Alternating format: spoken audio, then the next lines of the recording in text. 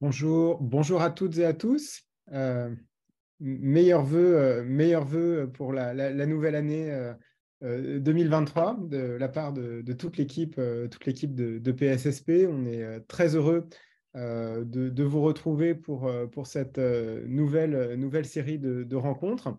On est d'autant plus heureux qu'on a la possibilité de l'ouvrir avec une thématique qui s'est évidemment imposée tout en haut de l'agenda des sociétés et notamment de la société française au cours de l'année 2022 qui, comme vous l'avez sans doute appris au cours des derniers jours, a été l'année la plus chaude jamais enregistrée depuis que l'on mesure la température dans notre pays. Donc, la question environnementale, la question climatique est évidemment à l'ordre du jour des préoccupations de tous les acteurs, évidemment publics. Et quand je dis public, c'est de manière très large et transversale tous les acteurs et actrices de l'intérêt général. Et donc, nous sommes très heureux d'ouvrir cette série de rencontres en 2023 avec un débat, une table ronde sur quel rôle, au pluriel, de la philanthropie dans la lutte contre le changement climatique. Juste un bref mot de rappel. PSSP est un programme qui a vocation à fédérer et à structurer la recherche en sciences sociales, en sciences politiques sur la philanthropie, et qui est un programme de recherche qui est mené, conduit en partenariat avec un ensemble d'actrices et d'acteurs du secteur philanthropique. Vous les connaissez, la Fondation de France, la Fondation Daniel et Nina Carasso, la Fondation Caritas France, et nous avons un cousin, un centre de recherche au Québec qui s'appelle le Philab, et qui est également un partenaire de notre initiative. Donc, dans cette idée de croiser les perspectives de la recherche en sciences sociales et des acteurs et actrices de la philanthropie sur des thématiques ou sur des enjeux qui sont à l'agenda de ces organisations, eh bien, nous avons souhaité ouvrir cette discussion sur la question climatique. Et pour le faire, nous allons avoir le plaisir dans quelques secondes d'entendre trois intervenantes et intervenants.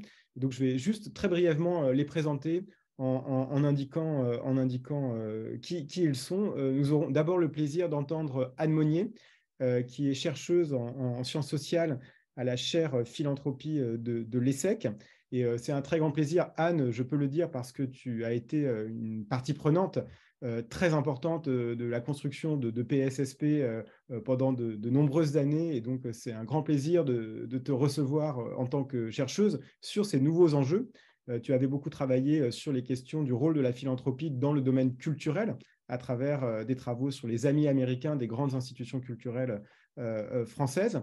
Donc aujourd'hui, tu t'intéresses à la manière dont la philanthropie en France eh bien, se saisit de cette question climatique et environnementale. Édouard Morena, enseignant-chercheur à la University of London Institute à Paris, qui s'exprimera en premier lors de cette table ronde, parce que Édouard lui s'intéresse depuis de nombreuses années à cette question du rôle des acteurs philanthropiques et des autres, on va dire, des autres parties prenantes de la régulation et de la gouvernance de la question climatique. Et Édouard, lui, le fait à l'échelle internationale, à l'échelle des organisations internationales ou à l'échelle à laquelle se structure finalement la régulation globale du climat et le rôle des différents acteurs dans ce domaine. Donc, c'est pour ça que nous sommes très heureux de t'accueillir. Je précise que Édouard, et ça pourra, je le mettrai dans le fil de discussion, Édouard publie en février aux éditions La Découverte un livre qui s'intitule Fin du monde et Petit four. Et donc, Édouard nous livrera peut-être le sous-texte de ce titre très, très alléchant, si l'on peut le dire ainsi. Et enfin, il y a toujours dans ces rencontres, pour celles et ceux qui les connaissent, qui sont habitués, le souci d'articuler des perspectives de recherche, et donc à l'échelle internationale et à l'échelle de la philanthropie française sur cette question climatique, avec le point de vue, les actions qui sont mises en place très concrètement. Et donc, l'idée de ce dialogue, aujourd'hui, nous avons le plaisir d'accueillir Clara Schumann, qui est responsable des programmes et fondations abritées transition écologique et solidaire à la Fondation de France, et qui va pouvoir évoquer un certain nombre des actions, des enjeux, aussi de la manière de percevoir, de cadrer ces enjeux et d'y répondre au sein de la Fondation de France et sur ces programmes dédiés à l'articulation des enjeux sociaux et écologiques en matière de transition. Voilà le programme de la soirée. Donc, nous sommes très heureux de vous retrouver. Et sans transition, je donne la parole à Édouard Morena pour une première intervention. Euh, Merci Nicolas et bonjour à tous et meilleurs vœux également. Donc l'idée de, mon intervention, c'est effectivement de reprendre un peu, m'appuyer un peu sur les travaux que j'ai effectués dans le cadre d'un projet de recherche autour de la COP 21 et dans lequel justement je me suis effectivement intéressé au rôle des fondations philanthropiques, notamment dans la construction de l'accord de Paris. Et ce travail de recherche m'a donc amené aussi à m'intéresser un peu à l'histoire de l'engagement philanthropique au niveau international autour de cet enjeu climatique. Donc, ce que je vais faire au cours des 20 prochaines minutes, c'est un peu justement retracer l'historique de cet engagement philanthropique et d'essayer de retracer aussi ou d'identifier quelques jalons qui me semblent un peu significatifs dans cette histoire. Alors, pour commencer, en fait, c'est une approche très chronologique, donc c'est pas du tout original comme approche, mais je vais commencer donc par le début. Donc en fait, pour resituer un peu cet engagement philanthropique, en fait, les premières réelles incursions en fait des fondations philanthropiques au niveau international sur les questions climatiques, sur la base un peu des travaux que j'ai pu faire au niveau notamment des archives de fondations américaines, c'est en gros les années 70-80. Mais en fait, ça s'inscrit un peu dans la continuité d'un travail qui avait été fait, notamment par des grosses fondations comme la Fondation Ford ou la Fondation Rockefeller, en particulier autour notamment des questions agricoles. Donc, comme vous le savez sûrement, notamment, ces fondations ont été très impliquées, notamment dans la Révolution verte, donc dans ce genre de travail, notamment dans les pays du Sud, de modernisation et de développement de l'agriculture de ces régions. Et du coup, c'est un peu dans ce contexte-là aussi qu'elles se sont intéressées aux questions météorologiques. Parce que, notamment au cours des années 70, il y a eu une série d'événements en fait météorologiques extrêmes, notamment une sécheresse qui a eu en fait des conséquences très importantes, notamment sur la production céréalière au niveau international. Et c'est ce qui a en partie impulsé cet intérêt pour les questions météorologiques et notamment pour ces questions de changement du climat. Et donc, à partir de là, c'est quelques grosses fondations américaines, comme je l'ai dit, notamment la fondation Rockefeller, mais aussi la fondation Ford, ont financé de la recherche autour de ces questions du climat et pour essayer en particulier d'essayer de voir s'il y avait des sortes de grandes tendances qui leur permettraient aussi de mieux cibler leurs interventions, en particulier dans le domaine agricole et du développement agricole. Donc ça, c'est un peu les années 70. Et après, en fait, au cours des années 80, alors il y a une sorte de début d'intérêt pour cet enjeu aussi du changement climatique. Dans ce contexte-là, en fait, de fil en aiguille, ces mêmes fondations vont commencer à financer toute une série de rencontres entre différents spécialistes, chercheurs scientifiques, qui va contribuer notamment à la construction d'une forme de consensus au niveau international autour de cet enjeu climatique. Ils vont notamment financer, par exemple, des rencontres au Bellagio Center, donc de la Fondation Rockefeller, donc, qui se situe en Italie, mais aussi des rencontres qui sont assez importantes en fait dans l'histoire, notamment du GIEC, des rencontres à Villach, donc en Autriche. Donc en fait, ils vont jouer ce rôle qui est aussi un rôle important des fondations de convener, comment dire, de metteur en relation en fait de différents acteurs.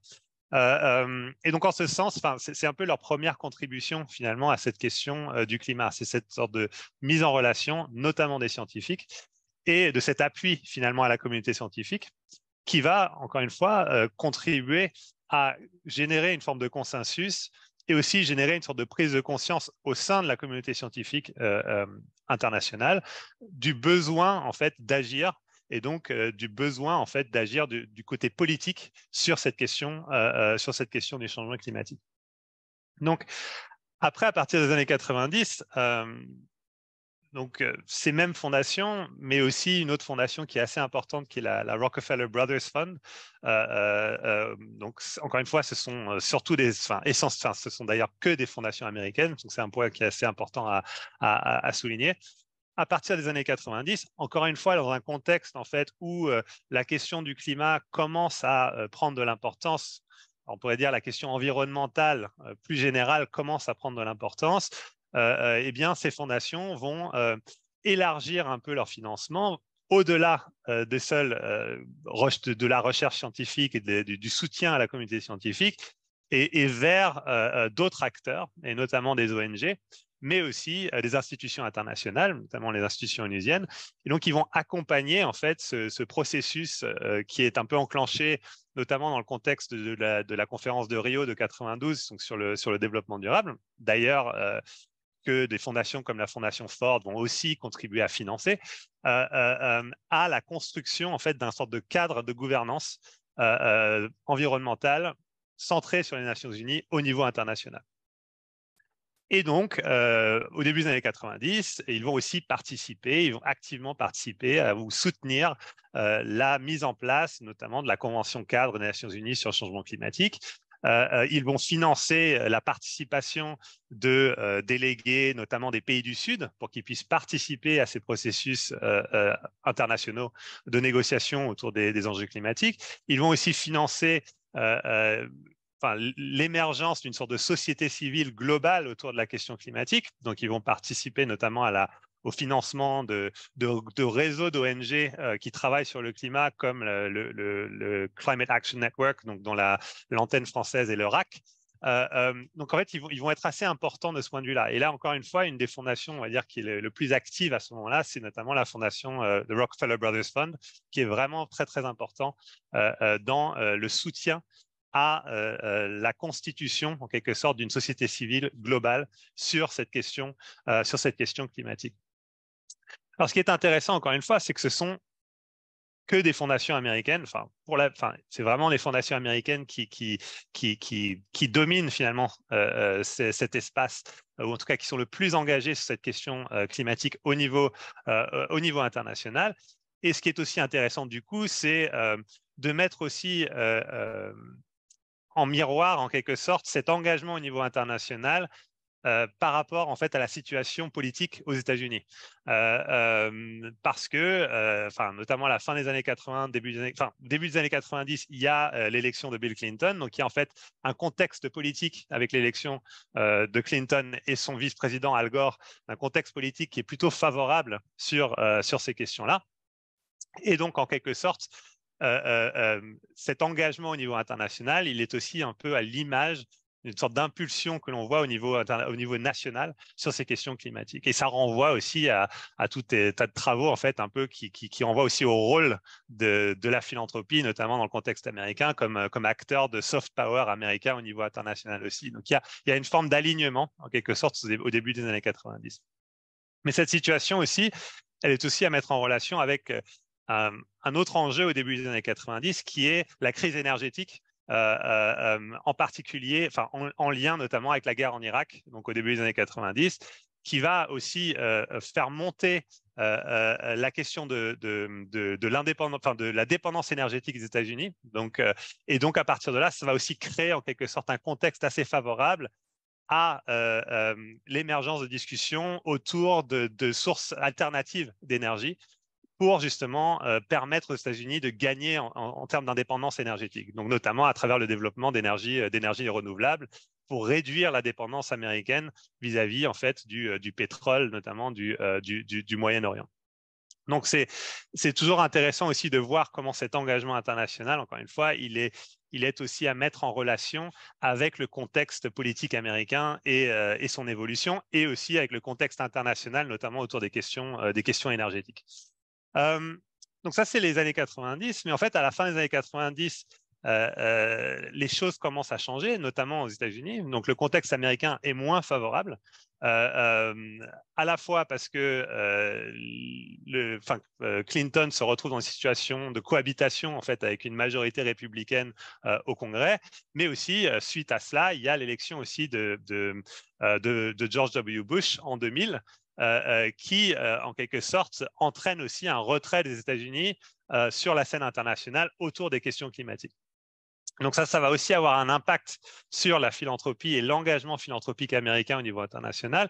Et on va voir une forme de retrait, en fait, de ces fondations plus classiques, enfin, ces fondations plus anciennes, Ford, Rockefeller, etc., justement parce qu'ils estiment, notamment à la fin des années 90, que le contexte national n'est plus porteur, en fait. Et donc, quelque part, que ça fait moins, il y a moins intérêt, en quelque sorte, à s'engager sur le plan international dès lors que les États-Unis ne sont pas prêts, en tout cas, à jouer un rôle constructif dans la construction, en fait, d'une gouvernance climatique sur le plan international. Donc, il y a une sorte de repli, en quelque sorte, mais qui va être d'assez courte durée, parce qu'en fait, à partir dans la première décennie 2000, en fait, on va voir l'émergence de nouveaux acteurs philanthropiques aux États-Unis. Donc, c'est des acteurs qui sont en grande partie, en fait, nés de la bulle Internet et de développement des nouvelles technologies, donc sur la côte ouest américaine. Donc, c'est une philanthropie qui est vraiment très californienne, voire même centrée sur la Silicon Valley. Ça, c'est un point vraiment important. Mais c'est aussi une philanthropie qui a donc émergé aussi avec le développement de nouvelles grandes fortunes, en fait, de ce que Marc Abélès, il parle de nouveaux riches, donc à la fin des années 90. Donc, il y a cette sorte ces nouvelles fortunes qui vont en fait s'intéresser à cette question climatique, mais qui vont aussi amener une sorte de nouvelle vision, une nouvelle manière de voir la philanthropie et le rôle de la philanthropie. D'abord, c'est une philanthropie qui est beaucoup plus incarnée dans le sens où ce sont des personnes toujours en vie qui créent des fondations dont elles jouent un rôle très actif dans ces fondations. Donc, ils continuent à être engagés dans leurs activités économiques et en parallèle, en fait, elles sont aussi engagées dans ces activités philanthropiques. C'est aussi une philanthropie donc, qui s'inspire aussi en quelque sorte de ces entrepreneurs, en fait, qui est un peu à l'image de ces entrepreneurs. Et donc qui reprend aussi une sorte de manière de voir et une manière de faire de ces entrepreneurs. Donc ce qui est intéressant aussi ce qui est intéressant à voir, c'est comment finalement on voit dans cette sorte de nouvelle philanthropie climatique une philanthropie qui parle beaucoup plus d'investissement, de retour social sur investissement, de philanthropie stratégique. En anglais, on parle de impact investing, enfin toujours cette idée en fait. Finalement, on voit bien en fait l'influence finalement du monde de l'entreprise et nouvelles méthodologies de management sur cette manière de faire de la philanthropie et notamment dans le domaine climatique. Et ce qui va aussi servir à justifier finalement cette approche assez beaucoup plus entrepreneuriale en quelque sorte de la philanthropie, c'est aussi finalement l'argument qu'on retrouve encore aujourd'hui, qui est de dire que finalement la philanthropie climatique, ça représente très peu. C'est que 2% de la philanthropie totale. Donc à partir du moment où on a très peu d'argent à disposition, notamment comparativement à l'enjeu qu'on doit traiter, eh bien, ça justifie finalement une approche stratégique, une approche beaucoup plus stratégique, entrepreneuriale de la chose. Parce qu'effectivement, chaque dollar qu'on investit, il faut qu'il ait un impact maximal. Donc, on voit en fait une sorte d'évolution un peu culturelle de cet espace de la philanthropie climatique, avec notamment l'arrivée de ces nouveaux acteurs. Qui cherche encore une fois un peu à mettre et qui est très incarné dans le sens où c'est une philanthropie qui est très associée à des individus qui cherchent en quelque sorte à mettre un peu leur réussite professionnelle au service de l'enjeu climatique.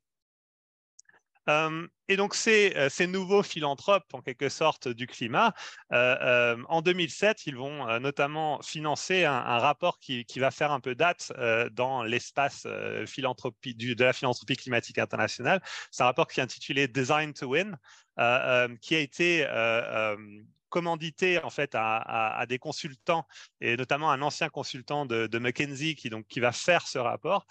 Et en fait, ce rapport va en quelque sorte servir de base à l'engagement des fondations, notamment dans le contexte qui va mener à la conférence de Copenhague, donc qui est cette conférence, la COP 15 de 2009, qui est un sorte de moment un peu important parce que c'était censé déboucher sur un nouvel accord climatique international pour remplacer le protocole de Kyoto.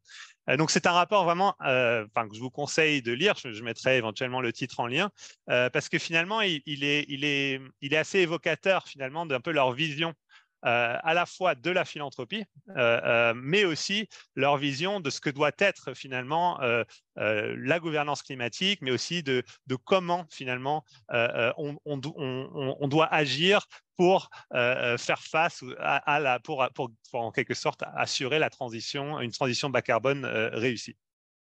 Et donc, pour résumer très rapidement, encore une fois, on voit bien l'influence des analyses économiques, mais aussi dans ce rapport, parce qu'il y a une sorte de logique où on applique vraiment une sorte d'approche coût-bénéfice finalement à l'enjeu climatique. On cherche à identifier les secteurs et les régions qui ont le plus fort potentiel en termes de réduction d'émissions. Et donc, sur la base de cette analyse des secteurs et des régions, ensuite, on va déterminer finalement là où on doit mettre les fonds pour essayer finalement d'amener finalement cette transition bas carbone. Donc, c'est une approche aussi qui est chiffrée, qui est vraiment basée sur des chiffres et qui finalement offre une sorte de plan de route aux fondations pour s'engager sur cette question climatique. Mais ce qui est aussi intéressant dans ce rapport, c'est cette sorte de vision de la transition. C'est-à-dire que c'est une vision qui est très centrée déjà sur les marchés et les marchés carbone. C'est aussi une vision qui fait aussi la part belle aux technologies. Et donc, on voit aussi bien là l'influence aussi de cette sorte de philanthropie de la côte ouest américaine. Et notamment, par exemple, une des technologies qui est mise en avant aussi dans ce rapport, c'est la capture et la séquestration de carbone. Donc, ce genre de technologies sont aussi mises en avant à travers ce rapport.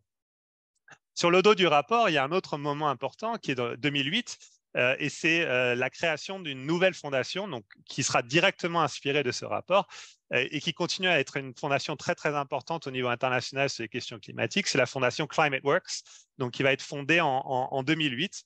Donc, c'est une fondation qui est créée par des fondations. Donc, l'idée, c'est finalement, encore une fois, dans cette sorte de logique stratégique et dans cette logique d'avoir une sorte d'impact maximum.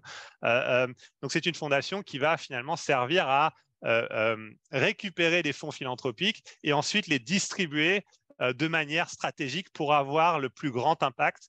Et donc, encore une fois, c'est en quelque sorte une sorte de mise en application des points qui sont soulignés dans ce rapport de 2007 que j'ai mentionné avant. Et donc, c'est Climate Works, en fait, Climate Works va être créé et Climate Works va être à la tête d'un sorte de réseau mondial de fondations régionales. Donc, en fait, il y a cette fondation Climate Works qui va être basée aux États-Unis, mais il y aura aussi toute une série de fondations régionales, dont en Europe, la Fondation européenne pour le climat, qui sera créée aussi en début 2008 et qui jouera en quelque sorte un peu le même rôle que Climate Works, mais à l'échelle européenne. Donc, l'idée, c'est encore une fois, c'est une sorte de fondation de fondations. Donc, plusieurs fondations vont donner ou vont mettre des fonds dans la Fondation européenne pour le climat, qui ensuite va identifier en fait là où il faut investir, là où il faut mettre l'argent pour avoir encore une fois un impact maximum. Mais ce qui est intéressant aussi à souligner, c'est qu'à chaque fois, l'idée, ce n'est pas de dire qu'on va financer directement le changement, mais il y a une reconnaissance de la part de ces fondations du fait que finalement, le changement, il passera nécessairement par des changements en termes de politique. Donc, il y a une sorte de reconnaissance qui me semble très intéressante que finalement, c'est que par des choix politiques qu'on arrivera finalement à amener le changement. Compte tenu de l'énormité de la transition qui est nécessaire, les fondations à elles seules ne vont pas financer la transition. Donc, dans le cadre donc, de la conférence de Copenhague, j'essaie d'accélérer un petit peu, ces fondations vont s'engager directement en fait, dans le processus de négociation qui va mener à la COP15 à Copenhague. Ils vont notamment mettre en place, financer un projet qui s'appellera Project Catalyst. Là aussi, je peux vous mettre le lien dans le chat, qui sera coordonné par McKinsey, donc par la boîte de conseil McKinsey, et qui va en fait chercher à créer en quelque sorte les conditions d'un accord lors de la COP15 à Copenhague, en identifiant à la fois des gouvernements qu'on considère comme étant clés, mais aussi des acteurs économiques et des acteurs de la société civile. Et l'idée, c'est de dire, bon, si on arrive à créer une sorte de consensus entre ces différents acteurs, eh bien, on peut faciliter l'émergence d'un accord dans le cadre de la COP15 de 2009. Et ce qui est aussi intéressant, c'est que ce travail de la part des fondations, il va aussi s'inscrire en fait dans une sorte de logique qui va aussi aboutir en fait lors de la COP 21 à Paris, qui est de dire que voilà, ce qu'il faut, c'est une transition de la gouvernance climatique internationale vers une approche top-down, donc où ce sont les États qui imposent en fait de manière contraignante en fait des réductions d'émissions, à une logique par le bas ou bottom-up, centrée sur des engagements volontaires, non seulement de la part d'États, mais également de la part d'autres acteurs, et notamment d'entreprises ou d'acteurs sous-étatiques. Donc, cette sorte de vision en fait, que l'on va retrouver en fait, dans l'accord de Paris en 2015, en fait, les fondations philanthropiques en amont de 2009 vont déjà commencer en fait, à pousser ces idées. Un autre point aussi important qu'elles vont pousser, c'est l'objectif des 2 degrés. Là aussi, c'est une des choses qui va sortir de Copenhague. Encore une fois, les fondations à elles seules ne sont pas responsables de cet objectif de température, mais en fait, elles vont clairement, à travers leurs efforts, à travers leurs actions, participer en fait à ce processus de construction des éléments en fait qui seront vraiment au cœur de l'accord de Paris qui sera signé en 2015. Ensuite, encore une fois, très rapidement, après Copenhague, en fait, ce qu'on va voir, c'est, bon, comme vous le savez aussi sûrement, l'accord de Copenhague va être un échec. Et les fondations, en fait, aussi vont essayer de tirer les leçons de cet échec. Donc, elles vont, entre Copenhague et Paris, à la fois continuer à soutenir en fait les efforts au niveau des négociations en fait entre interétatiques pour la construction d'un accord, mais à cela en fait elles vont aussi faire tout un travail de soutien à des efforts à la marge en fait des négociations, notamment en fait dans la construction d'un discours et d'un narratif en fait autour des négociations. Parce qu'une des leçons qui va être tirée de la COP15, c'est que finalement l'échec de Copenhague, c'est pas seulement un échec au niveau des négociations, c'est aussi un échec dans l'interprétation en fait, des négociations et dans l'interprétation de ce qui s'est passé au sein des négociations. Donc, à partir de 2009, les fondations vont activement soutenir tout un tas d'initiatives qui vont avoir pour objectif de créer en quelque sorte les conditions de la réussite de l'accord de Paris. Donc, ça va passer par des efforts, notamment dans le domaine de la communication stratégique, pour essayer de pousser finalement un certain discours autour de la question climatique, mais ça va aussi passer par le soutien à des ONG, à des acteurs qui agissent à la marge des négociations, dans l'optique à la fois de créer une sorte de sentiment d'urgence autour de la question climatique et en même temps de créer une sorte de sentiment d'espoir sur notre capacité collective à construire un accord à Paris. Donc, c'est aussi un élément intéressant de leur engagement entre 2009 et 2015. C'est vraiment cet engagement aussi à l'extérieur des négociations pour créer ces conditions de l'accord et de la réussite de la conférence de Paris en 2015. Donc pour terminer, parce que bon, ma recherche est essentiellement centrée sur cette période jusqu'à 2015 et j'ai dû vraiment faire court, donc je pourrais développer un peu plus dans les questions. Mais ce qui est intéressant à voir, c'est un peu l'après-Paris et les évolutions un peu que l'on voit en fait depuis l'accord de Paris. Encore une fois, ce qui me semble important, c'est à la fois comme c'est notamment les enjeux politiques en fait qui ont émergé au lendemain de Paris et notamment l'enjeu de justice en fait, l'enjeu de justice qui a été amené à jouer un rôle de plus en plus important dans les discussions autour du climat. Et cette question de la justice climatique, mais aussi on parle de plus en plus de transition juste. Eh bien en quelque sorte, ça va être un peu c'est un point qui va émerger après l'accord de Paris, mais qui va émerger, mais qui n'aura pas du tout été prévu par les fondations elles-mêmes. C'est-à-dire qu'en fait, les questions de justice jusqu'à Paris, ces grandes fondations dont je vous parle, en fait, je ne parle pas de l'ensemble des fondations philanthropiques, mais celles que j'ai étudiées, les principales acteurs au niveau international, elles s'intéressaient très peu finalement à ces enjeux de justice. Et c'est seulement vraiment avec l'élection de Trump en 2016, avec les Gilets jaunes en France en 2018, avec aussi la montée de Black Lives Matter, de MeToo, etc., que finalement on va avoir une sorte de plus forte prise de conscience de la part des acteurs philanthropiques au niveau international, du besoin aussi d'intégrer ces questions de justice dans leur stratégie. Parce qu'au fond, l'élection de Trump, c'était une chose qu'ils n'avaient pas du tout prévue. Pour eux, finalement, 2015 et l'accord de Paris, ça marquait finalement la victoire ou la défaite du climato-scepticisme et la victoire de leur stratégie.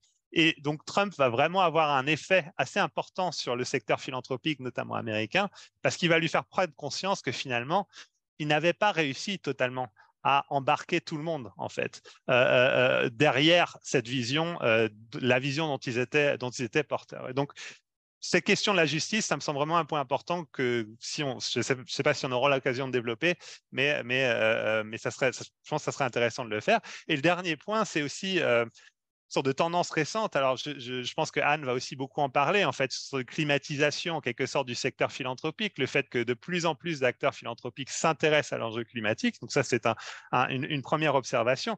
Mais aussi, ce qui est intéressant, c'est l'arrivée de nouveaux super acteurs, en fait, dans cet espace. Et je pense notamment à Jeff Bezos et le Bezos Earth Fund, qui est vraiment intéressant parce qu'au fond, on parle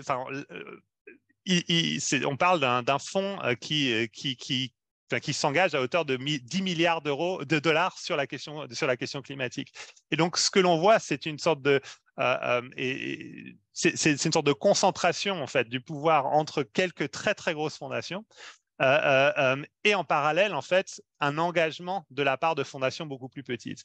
Et ce sorte de déséquilibre, en fait, entre ces quelques grosses fondations très actives et cette sorte de myriade de petites fondations qui cherchent à s'engager sur les questions climatiques, ça me semble aussi un enjeu aussi intéressant à discuter, à analyser, parce que ça renvoie finalement aussi à ces sortes de rapports aussi entre fondations actives sur la question climatique et aussi parfois des rapports un peu déséquilibrés aussi entre ces acteurs. Mais voilà, je vais arrêter là pour le moment et je suis désolé d'avoir débordé.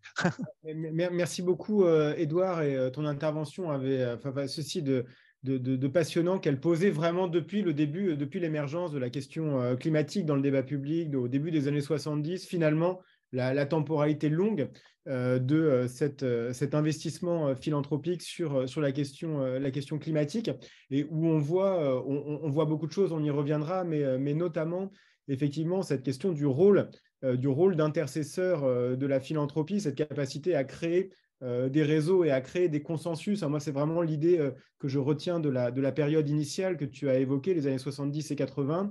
Et dans la dernière période, vraiment l'enjeu de travailler en coalition et en interaction dynamique avec un contexte sociopolitique très évolutif. Donc, vraiment, c'est des points qui, je pense, résonnent au-delà même de la question climatique. Mais merci beaucoup. Donc, sans transition, tu l'as fait toi-même de donner à Anne Monnier la parole pour évoquer cette fois la manière dont la philanthropie française se saisit de cette question à partir d'une enquête qui est en cours de réalisation. Je le précise tout de suite. Oui, absolument. Alors, je vais partager mon écran. Hop, voilà. Merci beaucoup en tout cas. Ravie d'être ici. Comme le disait Nicolas, je suis une ancienne de PSSP, donc vraiment ravie de revenir ici pour parler de mes recherches. Alors moi, je vais vous parler du secteur philanthropique européen, donc peut-être la deuxième échelle après l'échelle internationale.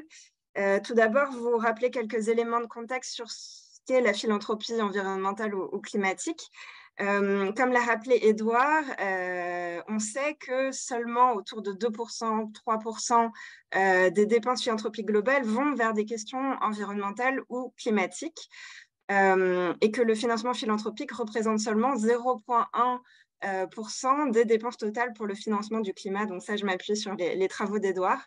Et donc, c'est très difficile, en fait, d'avoir une vision, et je pense que c'est un élément aussi important à prendre en compte, de qu'est-ce qui est financé ou pas concernant les questions environnementales, donc qu'est-ce qui est financé par les fondations et de qui finance quoi. Donc, très dur d'avoir une vision de où vont les fonds, de qui finance quoi, sur quel sujet, dans quel spectre géographique. Donc, il y a vraiment un manque de données et de recherche, très, très peu de littérature académique et surtout de la littérature grise, c'est-à-dire qu'il y a pas mal de rapports de fondations sur ces sujets-là. Donc, le rapport, bien sûr, de Climate Works, mais il y a aussi le rapport du groupe au sein de Philea qui s'occupe des questions climatiques, le Environmental Funders Network, et ensuite un groupe aussi au Royaume-Uni, EFN, qui fait aussi des rapports sur où vont les fonds. Mais dans l'ensemble, il y a très peu de données sur où vont les fonds, qui finance quoi. Et c'est aussi une vision très réductrice de la philanthropie environnementale, comme j'ai essayé de le montrer, puisque ça s'appuie simplement sur la question des financements. Et or, le rôle de la philanthropie dans la crise climatique est beaucoup plus large que simplement financer en fait des projets environnementaux. Alors ensuite, deuxième élément de contexte, c'est la question des définitions. Donc je pense que quand on parle de philanthropie environnementale ou climatique, la notion de philanthropie, ce n'est pas simplement les fondations, c'est aussi tout l'écosystème qui se crée autour, donc les réseaux, les experts, les associations qui vont travailler avec les fondations. Et puis d'autre part, qu'est-ce qu'on entend par climatique environnemental? Et je pense que là, c'est un point clé à souligner. L'une des principales difficultés, c'est vraiment de quoi parle-t-on quand on parle de ça? Parce que bien sûr, il y a des aspects très évidents quand on parle de biodiversité, quand on parle de climat, d'énergie. Bien sûr, on se rend compte que c'est lié à la question de la transition et de la crise climatique. Mais si on pense les aspects environnementaux et la transition environnementale de manière plus large, ça inclut aussi des questions d'éducation, d'emploi, d'accès à l'eau, de logement. Et donc, c'est peut-être très réducteur en fait de le réduire à l'aspect purement environnemental au sens strict du terme. Et donc, je pense qu'il est très important, quand on parle de philanthropie environnementale et climatique, de sortir d'une approche en silo des différentes causes, comme a tendance à le faire le secteur philanthropique, pour penser en fait les enjeux sociaux et environnementaux de manière systémique, comme je vais essayer de le montrer, et notamment l'aspect qui a évoqué un petit peu Édouard de la transition juste, mais j'y reviendrai un peu plus tard. Donc moi, mes travaux s'intéressent donc à la mobilisation du secteur philanthropique européen pour l'environnement et le climat. Et donc, j'analyse un nouveau mouvement qui a émergé. Édouard a un peu brossé les années 70, les années 80, 90. Moi, j'arrive aux années 2010. Donc, c'est un nouveau mouvement qui est né en 2019. En fait, un groupe de fondations au Royaume-Uni ont créé une coalition de fondations pour le climat qui a ensuite a été chapeautée par ACF. ACF, c'est l'équivalent du CFF au Royaume-Uni. Et ils ont créé ce qu'on appelle le Funders Commitment for Climate Change, qui est donc un manifeste qui invite les fondations qui veulent s'engager sur ces questions-là à rejoindre la coalition. Et ensuite, il y a tout un ensemble, tout un historique, en fait, depuis 2019. En 2020, il y a des coalitions qui ont été créées en France avec le CFF, en Espagne, grâce à AEF, et bien sûr l'impulsion de la fondation Daniel et Nina Carasso dans ces deux pays. Et ensuite, il y a un chapeau qui a été créé au niveau européen grâce à Daphné, qui est maintenant Philea. la European Philanthropy Coalition for Climate, donc une sorte de chapeautage en fait de ces coalitions nationales au niveau européen, et ensuite un chapeautage international qui a été créé au sein de WINGS, le International Philanthropy Commitment on Climate Change, et enfin 2 autres coalitions nationales qui ont été créées d'abord en Italie puis au Canada, donc en septembre 2021 à peu près. Donc c'est pour vous dire, il y a 3 coalitions nationales, France, Royaume-Uni, Espagne, qui ont été chapeautées au niveau européen par Philea, puis au niveau international par WINGS, et ensuite 2 autres coalitions nationales en Italie et au Canada. Et ça vous donne un peu l'idée du chapeautage. Donc, comme vous pouvez le voir, c'est un ensemble en fait de différentes échelles qui regroupent en fait ces coalitions. Et donc, ces coalitions ont 3 grandes particularités, et c'est vraiment important de le souligner, et c'est en ça que c'est un mouvement très nouveau. Le premier, c'est qu'il s'agit de mobiliser au-delà des fondations environnementales et climatiques. C'est-à-dire qu'il s'agit de mettre en place un mouvement qui va permettre à toutes les fondations, quelle que soit leur cause, que ce soit la pauvreté, l'éducation, la santé, de s'engager pour l'environnement et le climat, et donc d'intégrer les non-initiés, des spécialistes de plein d'autres questions sur ces sujets-là. La deuxième particularité, c'est que le mouvement vise à ce que les fondations s'engagent concrètement à travers la signature d'un manifeste. Donc, il y a des manifestes nationaux en France, au Royaume-Uni, en Espagne, en Italie, mais il y a aussi un manifeste international pour les pays qui n'ont pas de coalition nationale. Et donc, on a pour l'instant 605 signataires au niveau européen, dont 148 au niveau français. Et la troisième particularité de ce mouvement, c'est que c'est une approche holistique de l'intégration des enjeux environnementaux dans l'action des fondations. Et c'est ce que je vous disais tout à l'heure, il ne s'agit pas simplement de financer des projets environnementaux, mais vraiment de changer tout son travail, sa manière de travailler au sein d'une fondation. Donc, ça veut dire à la fois éduquer les personnels, ça veut dire changer les investissements, investir de manière plus responsable, ça veut dire avoir aussi une politique en termes de fonctionnement, donc tri des déchets, réduction des déplacements. Donc, c'est tout un ensemble d'actions qui vont transformer en fait le travail des fondations. Et il y a des piliers qui ont été définis dans le manifeste, qui sont 7 piliers, comme vous pouvez les voir dans le tableau, qui définissent en fait les différents axes de travail, et donc dans cette approche en fait holistique de l'intégration de ces enjeux. Donc, c'est vraiment ces 3 particularités qui en font un mouvement assez original. Alors ensuite, pour revenir un peu sur mon projet de recherche, l'idée du projet que je mets actuellement en œuvre, c'est de penser la transition du secteur philanthropique. C'est-à-dire que moi, je ne m'intéresse pas simplement au financement du climat ou de l'environnement par les fondations, mais vraiment à comment le secteur philanthropique fait sa transition et comment les fondations font leur transition. Donc, c'est un projet qui a été lancé il y a maintenant plus de 2 ans, en collaboration donc avec les différentes coalitions au niveau national, donc français, au Royaume-Uni, en Espagne, mais aussi au niveau international et européen. Et vraiment, la question que je me pose, c'est vraiment cette question de la transition. Donc, dans une approche un peu plus large de comprendre comment le secteur philanthropique fait sa transition au niveau collectif, mais aussi au niveau individuel, et donc comprendre les enjeux sociaux de la transition avec une étude qualitative. Et donc, la manière dont j'envisage en fait la compréhension de cette transition, elle a une triple perspective. D'abord, une perspective systémique au sens large du terme, c'est-à-dire qu'il s'agit de, comme je vous l'ai dit, comprendre les enjeux sociaux et environnementaux de manière systémique. Il ne s'agit pas simplement de penser l'écologie, le climat et la biodiversité, mais vraiment comment la société entière va se transformer et comment doit être aussi intégrée la question des inégalités et de la justice sociale dans la transition environnementale. Mais c'est aussi comprendre le secteur philanthropique en soi comme un système, et donc penser ce changement de système au niveau global. Donc ça, c'est le premier aspect, l'aspect systémique. La deuxième perspective, c'est la perspective multidimensionnelle, c'est-à-dire que je pense la transition dans tous ses aspects. Ce n'est pas simplement les actions qui vont être mises en œuvre, mais c'est aussi les changements de pratique, les changements de vision, les changements de comportement, les changements de discours. Et donc, ça peut aller pas simplement par le changement de stratégie au sein des fondations, mais aussi par des tout petits pas, par exemple dans l'éducation de certains personnels ou dans la volonté de faire amener certaines discussions au sein des fondations, donc vraiment dans un continuum, depuis les plus grandes avancées jusqu'aux tout petits pas que peuvent prendre les fondations qui en sont encore à un stade assez peu avancé de leur transition. Et troisième aspect, c'est une perspective multiscalaire, puisque j'articule à la fois le domaine sectoriel, donc comment le secteur fait sa transition, mais aussi l'aspect communautaire, donc comment les coalitions fonctionnent et vont faire avancer les transitions. Et d'autre part, au sein des fondations, et même au sein des fondations à une échelle plus micro, les individus au sein des fondations qui ont parfois aussi des visions un peu diverses.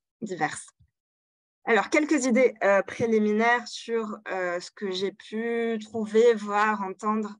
Comme l'a dit Nicolas, c'est encore un stade assez précoce de la recherche, mais je voulais faire part d'un certain nombre d'idées. Tout d'abord, cette question de la transition sectorielle. C'est-à-dire que ce qui est intéressant aussi dans l'étude, c'est de montrer que la transition du secteur philanthropique est à mettre en regard de transitions dans d'autres secteurs. Notamment, il y a des initiatives similaires dans d'autres domaines. On peut penser à la Convention des entreprises pour le climat, on peut penser à Finance for Tomorrow dans le secteur financier, on peut penser à Pour un réveil écologique ou Alumni for the Planet dans l'enseignement supérieur. Et ce qu'on observe, c'est qu'en fait, il y a un modèle qui ressort, des étapes qui sont suivies dans ces différentes initiatives. Et ce serait intéressant d'essayer de modéliser en fait les éléments de transition, quelles sont les différentes étapes par lesquelles passent les différents secteurs.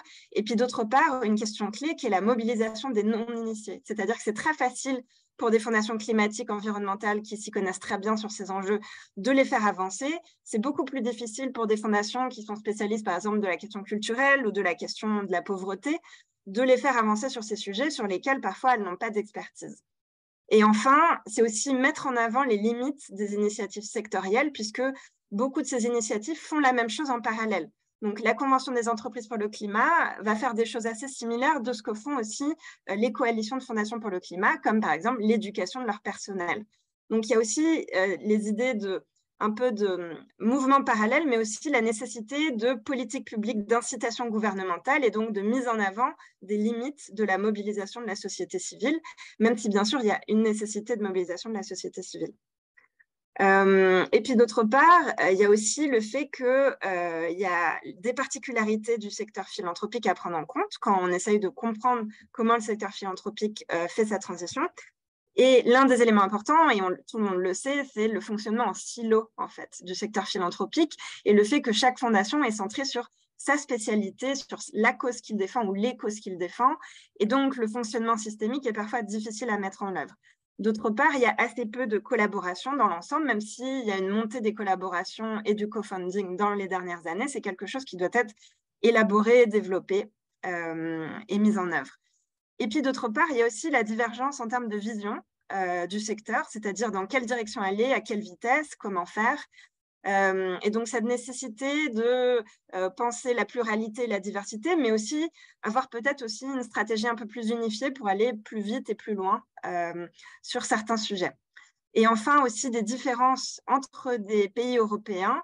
Donc aussi, la question qui se pose, est-ce qu'il serait intéressant d'avoir une politique unifiée de transition du secteur philanthropique européen pour pouvoir aussi peut-être pousser certains sujets au niveau de la Commission européenne qui est aussi en lien avec les fondations. Alors, d'autre part, les défis en fait, de ce mouvement au niveau sectoriel, d'abord gérer la masse, parce que comme je vous l'ai dit, c'est énormément. Les coalitions sont déjà très nombreuses, on pense 605 signataires au niveau international, mais si on intègre toutes les fondations et qu'on a envie vraiment que tout le monde bouge, rien qu'au niveau européen, c'est 148 000 fondations. Donc, comment gérer toutes ces fondations, comment faire place à cette masse énorme en fait, d'organisations.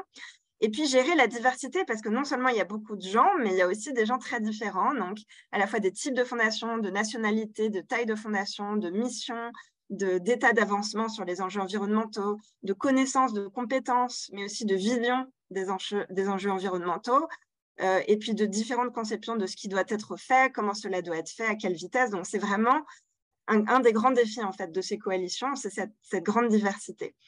Et puis d'autre part, bien sûr, la question des ressources, donc allouer un certain nombre de ressources qui va nourrir les infrastructures et permettre en fait au mouvement de se développer et de travailler et d'avancer. la coordination, qui est aussi difficile, avec cette idée de faire circuler l'information, de permettre à chacun de savoir ce que font les autres, savoir ce que font les autres pays, de savoir quelles sont les possibilités, les ressources. Et puis d'autre part, la mesure des avancées, c'est-à-dire que face à ce mouvement, il faut être capable d'avoir des indices des progrès qui sont faits au sein des fondations et donc avoir peut-être aussi une réflexion sur ce sujet-là.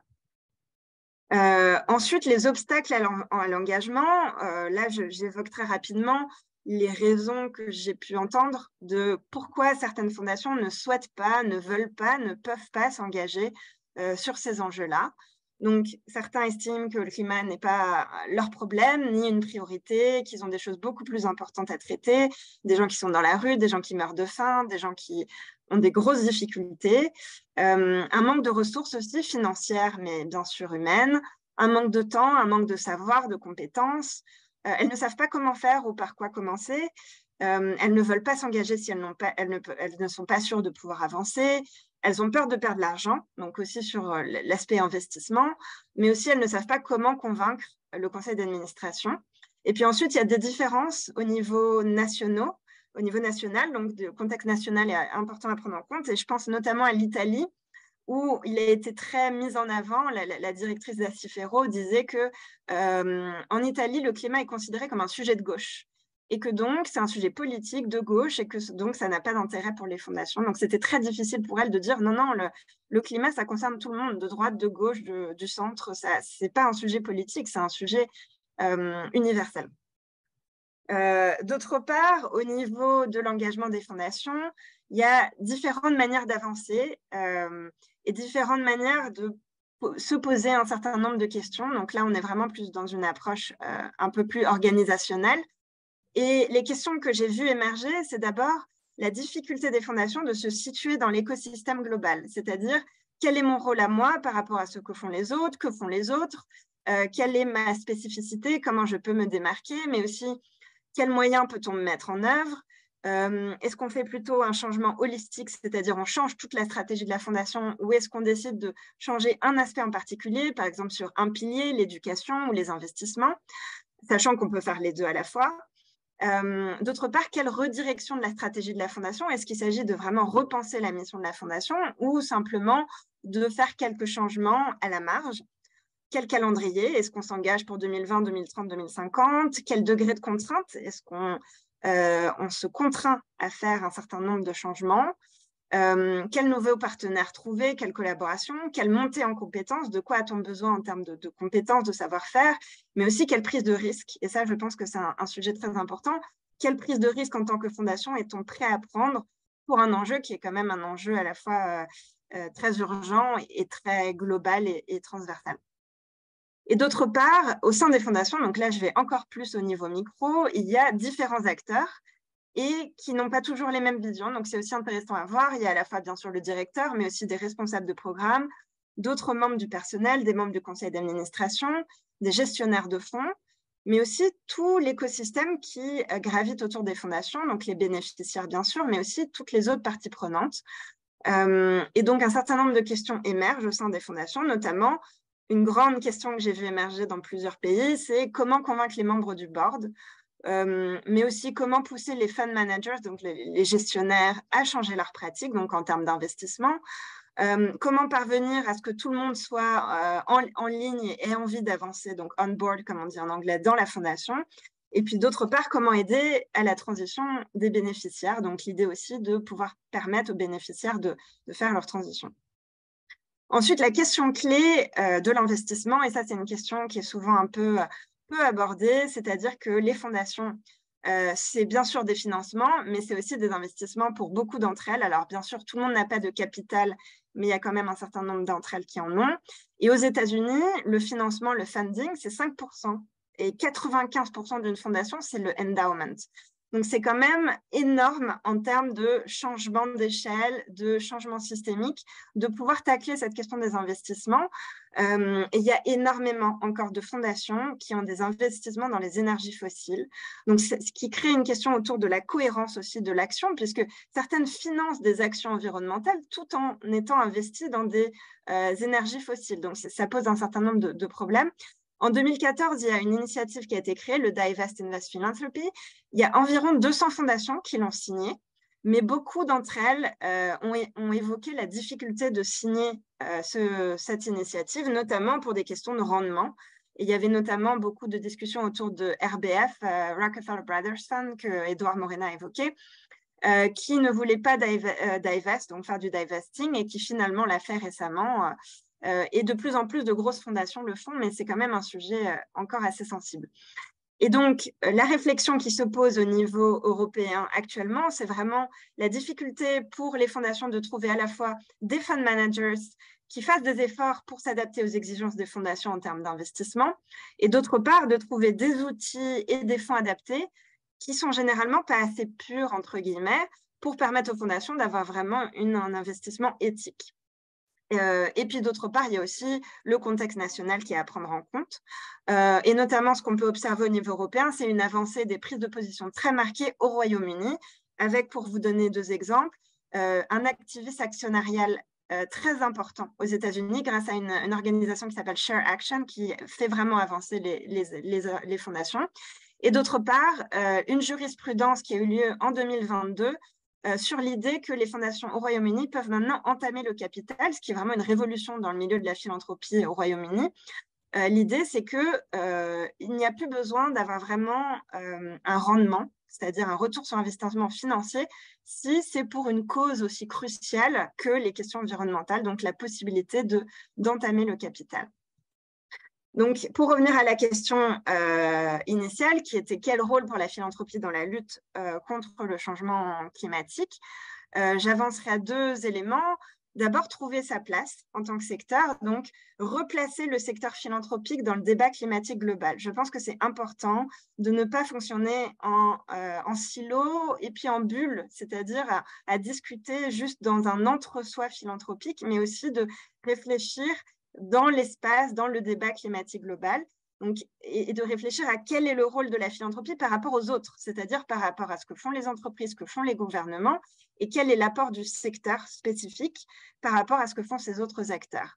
D'autre part, permettent aussi d'avoir une vision claire de l'écosystème global et du rôle de chacun, mais aussi de créer des liens avec d'autres acteurs. Et je pense que ce qu'on appelle en anglais la multi-stakeholder approach, qui est l'idée que finalement les acteurs philanthropiques doivent créer des collaborations avec des acteurs multiples, est vraiment importante. Et enfin, bien sûr, le rôle clé des passeurs, c'est-à-dire parvenir à avoir des personnes qui sont entre plusieurs champs et qui vont faire le travail de go-between, de lien, de liaison entre les différents champs. Et enfin, la spécificité du secteur philanthropique, et alors là, je cite les acteurs eux-mêmes qui estiment que voilà leur spécificité, la flexibilité, la liberté, la capacité d'agir sur le long terme, la prise de risque, qui est peut-être, et je reviens sur ce sujet qui commence à émerger, je pense une prise de risque plus importante que les gouvernements ou même que les entreprises, et d'autre part, la question de l'expérimentation, donc la possibilité d'être des formes de poissons pilotes sur certains sujets, pour des politiques environnementales peut-être plus ambitieuses au niveau politique. Et d'autre part, une question vraiment fondamentale, Edouard l'a évoqué et j'y reviens, c'est la question de la transition juste, c'est-à-dire que la philanthropie est aussi un domaine dans lequel le social est central, c'est-à-dire on s'occupe avant tout, en tant qu'acteur philanthropique, des plus pauvres, des plus démunis, des plus défavorisés, et donc intégrer la question des inégalités, donc la nécessité d'une transition qui soit à la fois sociale et environnementale est une question clé, et c'est peut-être là aussi le domaine dans lequel la philanthropie peut faire la différence. Des inégalités non seulement au niveau international, c'est-à-dire entre le Global South et le Global North, c'est-à-dire aussi entre les pays du Sud qui sont aussi les plus impactés, on le sait, les moins émetteurs et les plus impactés par le changement climatique, mais aussi intranational, puisque on l'a rappelé, la question des gilets jaunes, et puis le fait que c'est les plus défavorisés, qui sont les moins émetteurs, qui vont parfois payer le prix fort de la transition, ce qui pose un certain nombre de problèmes. Et puis enfin, bien sûr, le rôle d'interface, donc de mise en lien de différents acteurs, je pense c'est un rôle absolument clé aussi des fondations. Et pour conclure, donc, bien sûr, quel rôle pour la philanthropie? Je pense que c'est important de le replacer par rapport à une réflexion plus globale. Envisager le secteur philanthropique face à ces enjeux comme un secteur beaucoup plus complexe, et Edouard l'a dit aussi en conclusion, Il y a des acteurs, des grandes fondations qui sont importantes, mais il y a aussi toute une myriade de petites fondations qui peuvent avoir leur rôle parce qu'elles sont peut-être moins importantes en termes de financement, mais elles sont très nombreuses, donc peuvent avoir aussi un impact important. L'importance d'articuler les échelles et d'avoir une approche systémique. Et puis enfin, et là je prêche un peu pour ma paroisse, la nécessité d'avoir des études qualitatives, de développer la recherche sur ces questions et d'avoir une approche aussi beaucoup plus constructiviste pour avoir une approche compréhensive des enjeux de la transition, donc peut-être aussi ouvrir un nouveau champ de recherche. Voilà, merci beaucoup et je m'arrête là.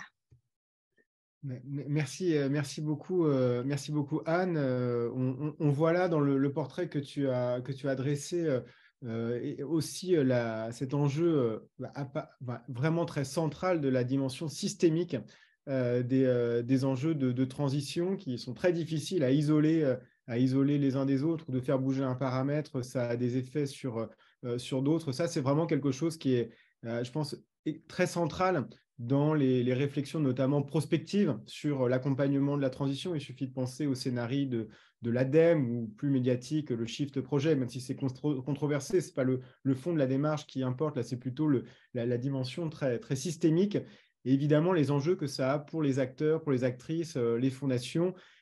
Et donc, on voit tout cet ensemble de questionnements. Est-ce qu'il faut avoir une intégration holistique? Est-ce qu'il faut travailler sur le systémique ou sur certains piliers? Est-ce qu'il faut travailler seul ou en collaboration avec, dans tous les cas, des risques de déperdition?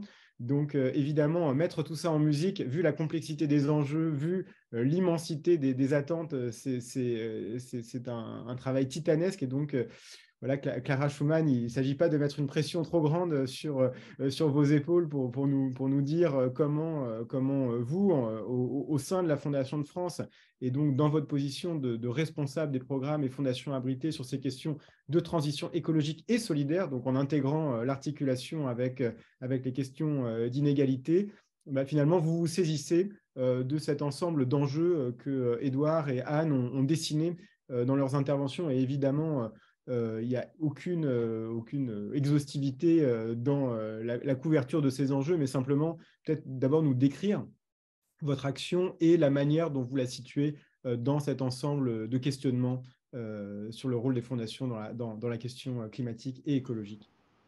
Bien sûr, merci beaucoup Nicolas. Ça va, pas trop de pression, je pense que je vais m'en sortir.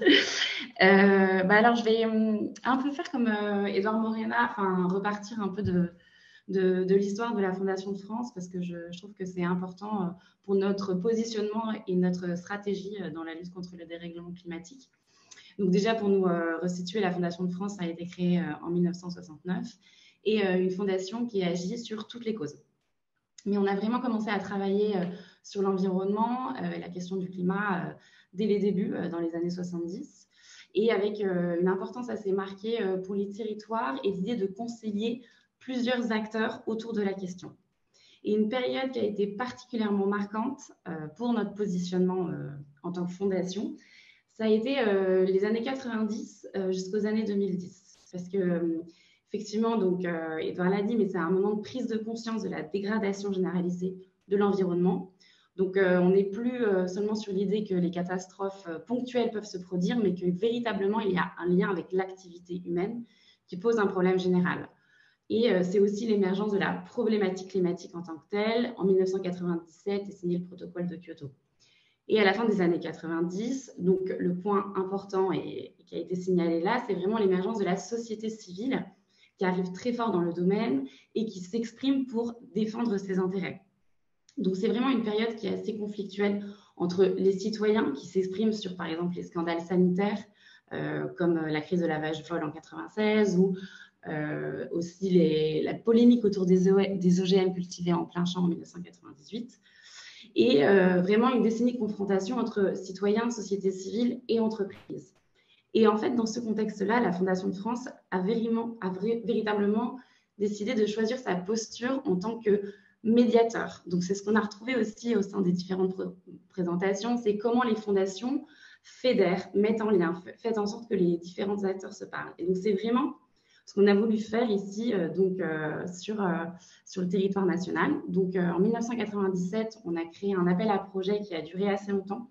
C'est Ensemble pour gérer le territoire, concertation et médiation environnementale. Donc, l'objectif est l'utilisation partagée d'un territoire entre tous les acteurs, donc collectivités, entreprises, citoyens, et d'autre part aussi restaurer les milieux naturels.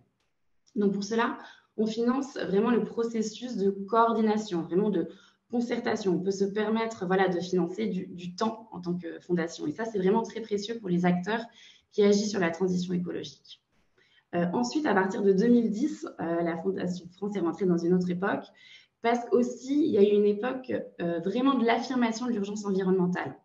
On se rend compte qu'il y a une nécessité à agir si on veut préserver la planète et les conditions de vie de l'humanité. Donc, en 2007, il y a le rapport du GIEC notamment qui est paru et qui démontre que l'homme est responsable du changement climatique et que si on ne fait rien, ce changement s'amplifiera et aura des conséquences désastreuses. Donc ici, l'angle, ça a été finalement de recentrer vraiment le programme et notre travail sur la question environnementale. Et donc la première action à cette époque, en 2008, ça a été la création du dispositif transversal, un dispositif qui est axé sur tous nos programmes et qui s'appelle E+, et qui est encore en place aujourd'hui. Donc c'est en fait un complément de financement qui permet de financer des actions environnementales mises en place par les porteurs de projets, quelle que soit la thématique. Donc voilà, l'idée, c'est que vraiment on puisse, que les acteurs travaillent sur l'emploi, la santé, l'aide aux personnes vulnérables. L'idée, c'est qu'ils puissent vraiment intégrer la thématique environnementale dans les projets. La deuxième nouveauté, c'est la transformation de l'appel à projet en 2009 sur un appel à projet, non plus sur la concertation, mais véritablement sur la participation de tous à la transition écologique. C'est aussi à cette époque, donc en fait l'idée c'est toujours en lien, c'est l'idée d'associer toujours les différentes personnes, les différents acteurs autour de la question environnementale. On a décidé vraiment de travailler sur la recherche fondamentale. Donc l'idée c'est vraiment aujourd'hui d'avoir un programme participatif axé sur l'adaptation sur la partie littorale et mer. Donc en 2011, on décide d'associer des praticiens, des citoyens et des chercheurs pour permettre en fait une ouverture vers des sujets qui touchent des problématiques de transition des socio-écosystèmes. Donc, on est vraiment sur l'intégration des disciplines et des nouveaux savoirs. On fait se parler les acteurs de la recherche avec les acteurs de terrain, donc les associations, et les citoyens qui, par les sciences participatives, observent le territoire, font remonter des éléments sur la transition écologique. Cet angle de la recherche est aussi très important car ça nous a permis, la Fondation France, d'agir sur le secteur de l'agriculture aussi avec un programme sur l'agroécologie. Et donc l'idée, encore une fois, ça a été de financer des initiatives de recherche-action qui associent plusieurs acteurs autour de mise en place de pratiques agroécologiques. Donc, à travers ces deux axes, littoral et agroécologie, la Fondation de France cherche à associer au maximum la société civile et les acteurs de terrain. Donc aujourd'hui, vraiment dans le cadre de ce fil rouge, qui est vraiment un fil rouge très important à la Fondation de France, qui est la participation des personnes dans la transition écologique, on souhaite aller plus loin dans la gouvernance collective et de faire collaborer tous les acteurs autour de ces projets. Donc on travaille sur les sujets des communs. Depuis 2021, à l'idée vraiment de travailler sur comment une ressource naturelle ou une ressource qui serait même une ressource immatérielle puisse faire commun autour d'une gouvernance partagée avec une communauté et des règles décidées ensemble. Pour un exemple de projet, par exemple, on a soutenu l'Institut de recherche pour le développement sur un pacte pastoral. Donc l'idée, c'est la création d'une charte pour préserver le pastoralisme dans une zone des Cévennes et régler avec tous les acteurs, donc agriculteurs, communes, habitants, la mise à disposition de prairies pour les bêtes et dans un futur proche, la gouvernance collective de l'agroécologie sur ce territoire. Donc, toujours dans l'optique de faire participer toutes les personnes à ces enjeux de la question climatique, nous travaillons effectivement, donc ça a été dit dans les premières présentations, sur l'articulation entre la transition écologique et la lutte contre la précarité. Donc, la crise des Gilets jaunes a été citée et effectivement, cet antagonisme fin du monde, fin de mois est extrêmement présent dans une société qui est extrêmement fragmentée et où une urgence environnementale ne peut plus être ignorée. Donc, dans ce contexte, la Fondation de France a décidé d'étudier comment accompagner une transition écologique juste et durable, une transition qui regrouperait une dimension économique et sociale avec un cadre de vie décent pour tous, prenant en compte les inégalités, car ce sont les personnes les plus démunies qui sont impactées par le dérèglement climatique. Et donc, cela a été dit plus tôt, le travail de la transition écologique ne peut se faire que de manière transversale, en prenant en compte les dimensions sociales et les inégalités existantes. Donc, prenons en compte enfin le fait que cette transition écologique ne se fera qu'en changeant les modes de vie et les modes de production et en impliquant toutes les populations. Et un changement aussi de posture qu'on cherche toujours à analyser, c'est le changement de posture de l'homme vis-à-vis du vivant. Donc, c'est vraiment une question qu'on continue véritablement à travailler. Donc, actuellement, on est dans une redéfinition de ces objectifs qui nous entraîne à travailler de manière différente, avec des nouveaux dispositifs et de manière aussi plus transversale, faisant en lien avec les différents domaines. Les méthodes traditionnelles de l'appel à projet peuvent continuer, mais on étudie aussi des nouvelles méthodes de sourcing ou effectivement de soutien plus structurel sur plusieurs années. Donc aussi, ce sujet de la transition écologique, on le fait en lien avec d'autres travails et par exemple, on réfléchit très fortement aujourd'hui à comment se préparer et répondre aux crises et aux catastrophes pour rendre les socio-écosystèmes plus résilients. Donc là, c'est véritablement comment ces deux travaux arrivent à faire des liens ensemble sur ces sujets-là. Et pour revenir sur l'approche systémique, effectivement, donc ça a vraiment été un point de départ de se dire ce changement de posture, ces nouveaux modes de travail doivent se faire véritablement en allant à la racine des problèmes qu'on a identifiés et pas seulement aux symptômes. Donc vraiment en analysant comment on peut faire évoluer les systèmes qui sont aujourd'hui en place pour aller vers cette transition écologique, juste et solidaire. Donc voilà, on continue effectivement le travail, l'expérience qu'on a pu capitaliser sur le financement de projets locaux et on continue à travailler avec cette idée d'initiative qu'on identifie, qu'on accompagne sur le long terme avec voilà, différents modes d'accompagnement, même extra-financiers sur lesquels on peut penser, donc c'est-à-dire effectivement donner des financements au projet, mais aussi de réfléchir comment on peut accompagner les porteurs de projets sur le long terme avec de l'expertise qu'on peut apporter en compétences aussi côté Fondation de France. Et enfin, le travail en partenariat avec d'autres fondations en France, mais aussi en Europe, est vraiment accentué dans ce nouveau travail. On participe à des groupes de réflexion stratégique interfondations et des cofinancements continus avec des fondations avec qui on a l'habitude de travailler. Et l'idée est vraiment de développer des cofinancements entre fondations. Donc, voilà ce que le sujet peut nous inspirer aujourd'hui et je suis tout à fait à votre disposition pour des questions. Merci beaucoup Clara. Et effectivement, alors ce qu'on entend immédiatement au-delà de l'intégration des enjeux partenariaux et systémiques qui étaient évoqués par Édouard et Anne successivement, c'est aussi peut-être ce changement dans les modes d'intervention des fondations, dans leur mode de financement des associations ou des porteurs de projets, qui est impliqué par la question climatique ou écologique au sens plus large. Et là, c'est vraiment un point qui est quand même très intéressant, c'est de voir que ce n'est pas simplement un changement de thématique ou un changement d'acteur, c'est véritablement un changement de mode de fonctionnement qui est à l'horizon de l'enjeu. Donc, merci beaucoup pour ces éléments. La parole est ouverte. Je ne sais pas s'il y a des questions qui se posent tout de suite ou des interventions. Oui, Francis Charon. Vas-y, Francis. Bonjour Nicolas, bonjour tout le monde. Merci pour ces interventions tout à fait intéressantes. Je voudrais revenir auprès de Anne qui nous a présenté son étude tout à fait exhaustive et tout à fait intéressante. Je regrette ou je ne l'ai pas vu, vous n'avez pas traité la question de la transformation intrinsèque des organisations aussi. Comment les organisations, dans leur fonctionnement, mettent en place des systèmes pour intégrer cette question d'évolution environnementale, écologique et autres? Oui, alors malheureusement, c'était aussi par manque de temps, mais c'était la question des piliers, en fait, qui reprend ces transformations organisationnelles, puisque les piliers, c'est vraiment la grille de lecture qui permet de penser la manière dont les fondations vont changer leur fonctionnement interne. Donc, c'est à la fois changement en termes d'investissement, changement en termes de fonctionnement, changement même de stratégie, en fait, de la fondation elle-même, parfois même nouveaux programmes ou programmes un peu différents.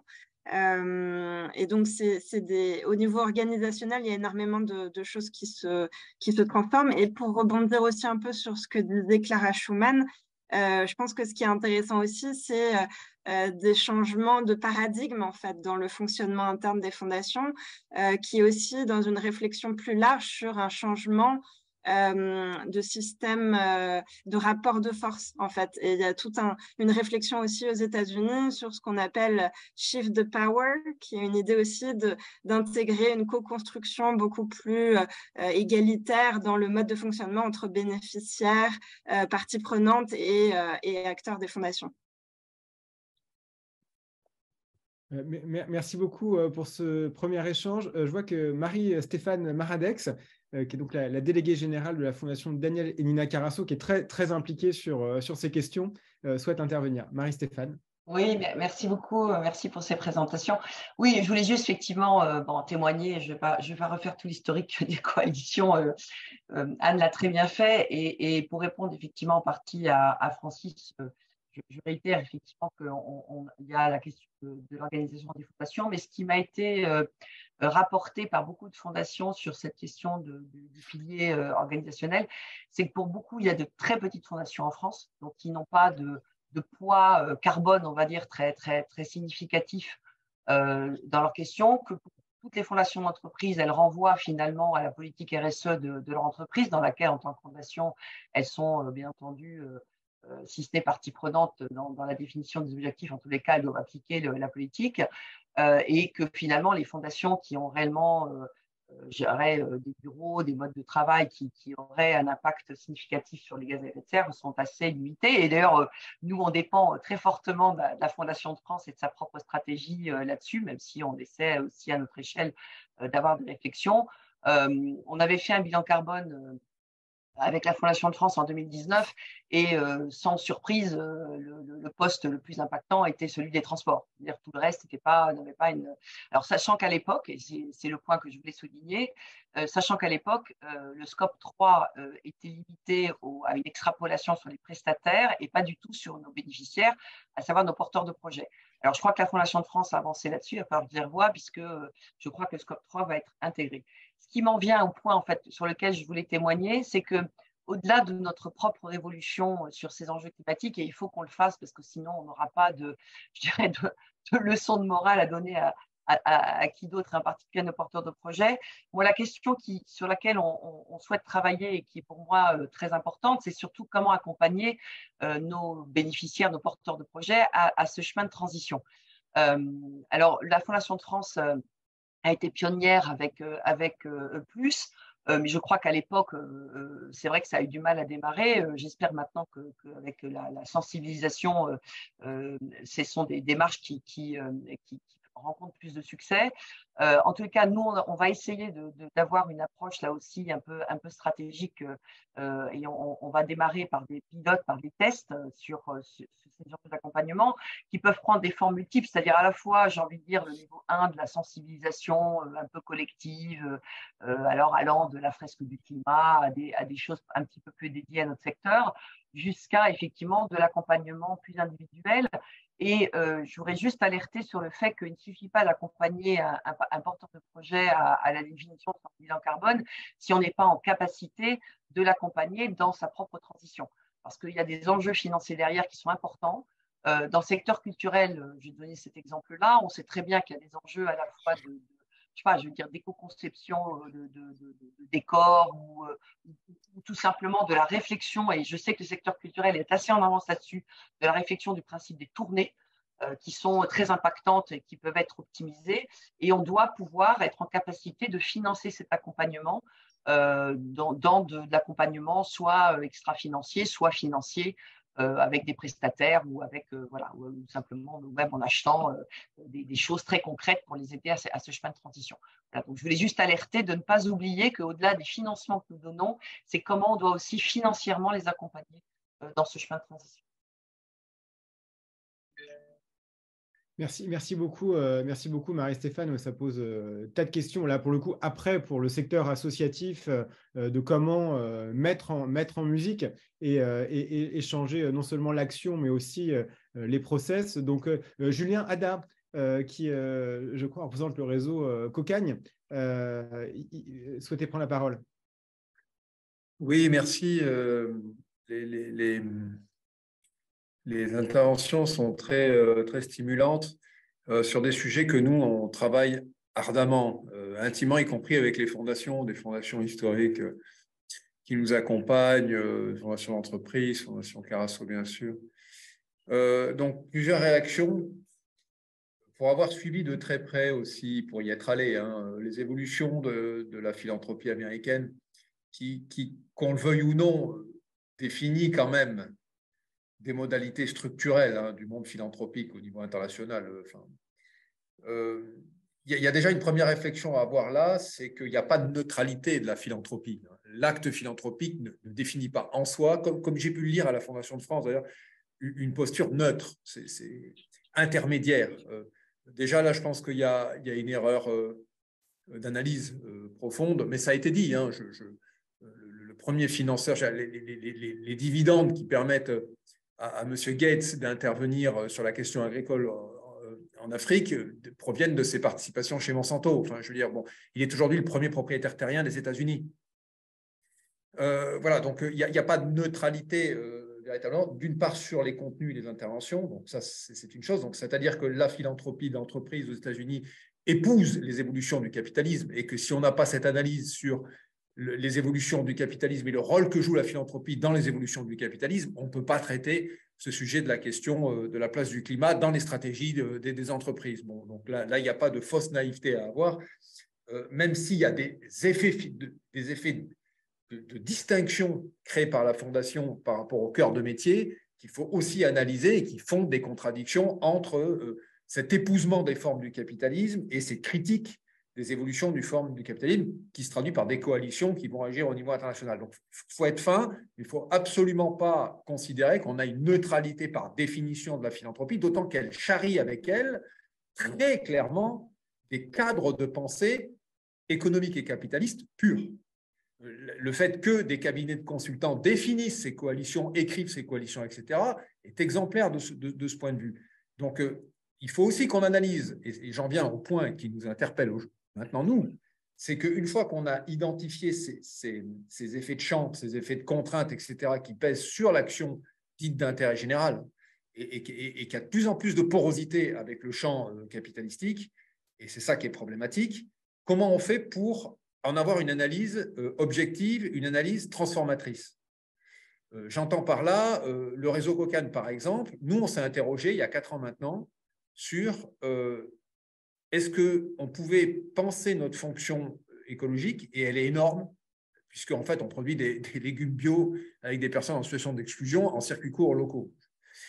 Comment on pouvait penser cette fonction écologique, la question du développement de notre production, c'est-à-dire en quoi nous-mêmes, on charriait par nos attitudes, nos comportements, nos analyses, nos stratégies, nos façons de faire, on charriait nous-mêmes une position productiviste, une position volumétrique.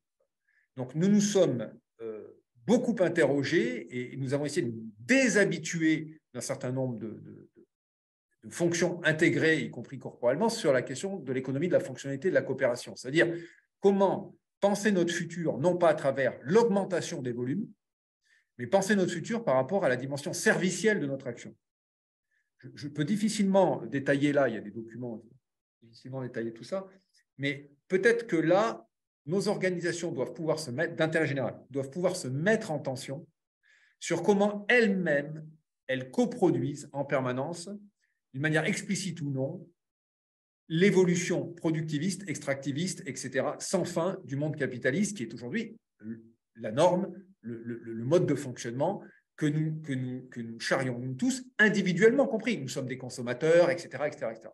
Donc, s'il n'y a pas un puissant effort d'analyse et de mise à distance de ces schémas de pensée, système de concurrence, système d'innovation, système d'augmentation des volumes, essaimage, la traduction de l'essaimage, qui est aujourd'hui un vocabulaire des fondations classiques, etc., et qui est un copier-coller de l'industrie, un copier-coller systématique de l'industrie, si on ne se déshabitue pas, si on n'a pas collectivement, par la voie d'un séminaire, d'une conférence comme la vôtre, etc., un travail très puissant de critique sur ce qu'on charrie tous les jours d'un système qui n'évolue pas et, disons-le, qui est très inquiétant, très, très inquiétant, à ce moment-là, je ne vois pas en quoi nos actions pourront changer quoi que ce soit.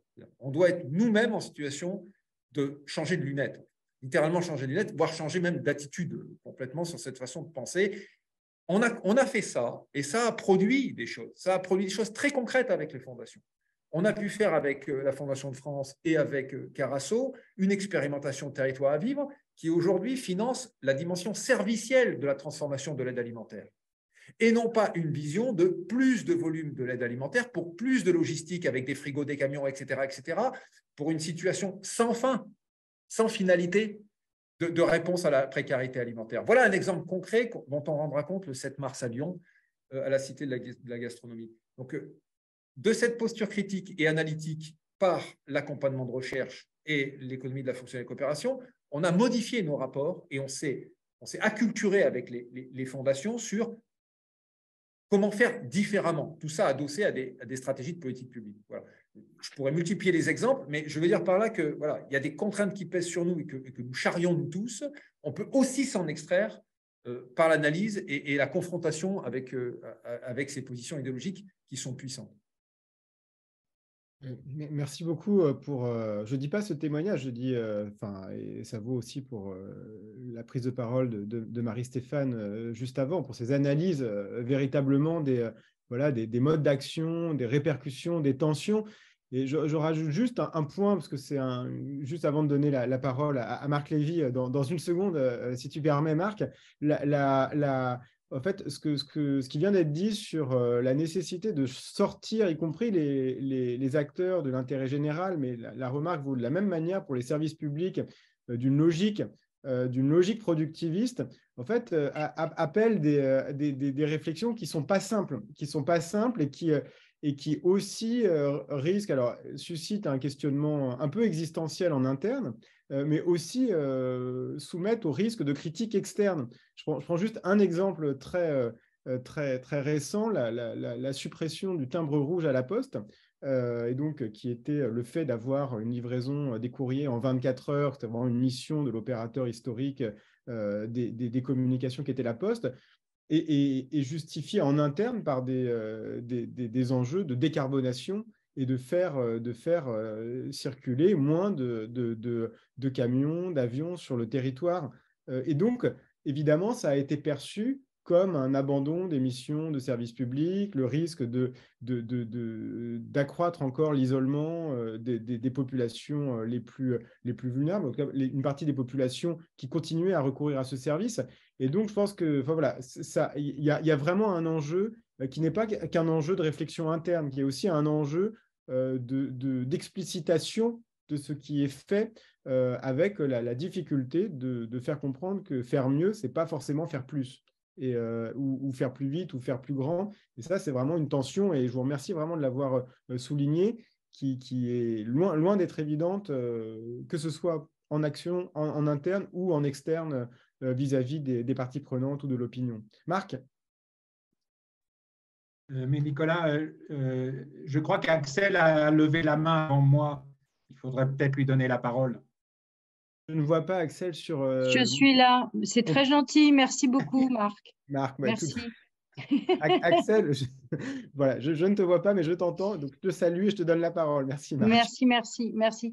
Non, je prends volontiers parce que mon propos est aussi en lien avec ce que vient de dire Julien Ada. En fait, ce que je voulais dire, c'est que ce que je trouve particulièrement intéressant au-delà de tout ce qui a été présenté par Anne, c'est finalement le questionnement sur ce que fait la philanthropie sur cet enjeu du changement climatique, avec l'idée, au fond, que les coalitions sont montées, nous commençons, alors plus ou moins rapidement, collectivement, à nous préoccuper de nos modes de fonctionnement, de nos organisations.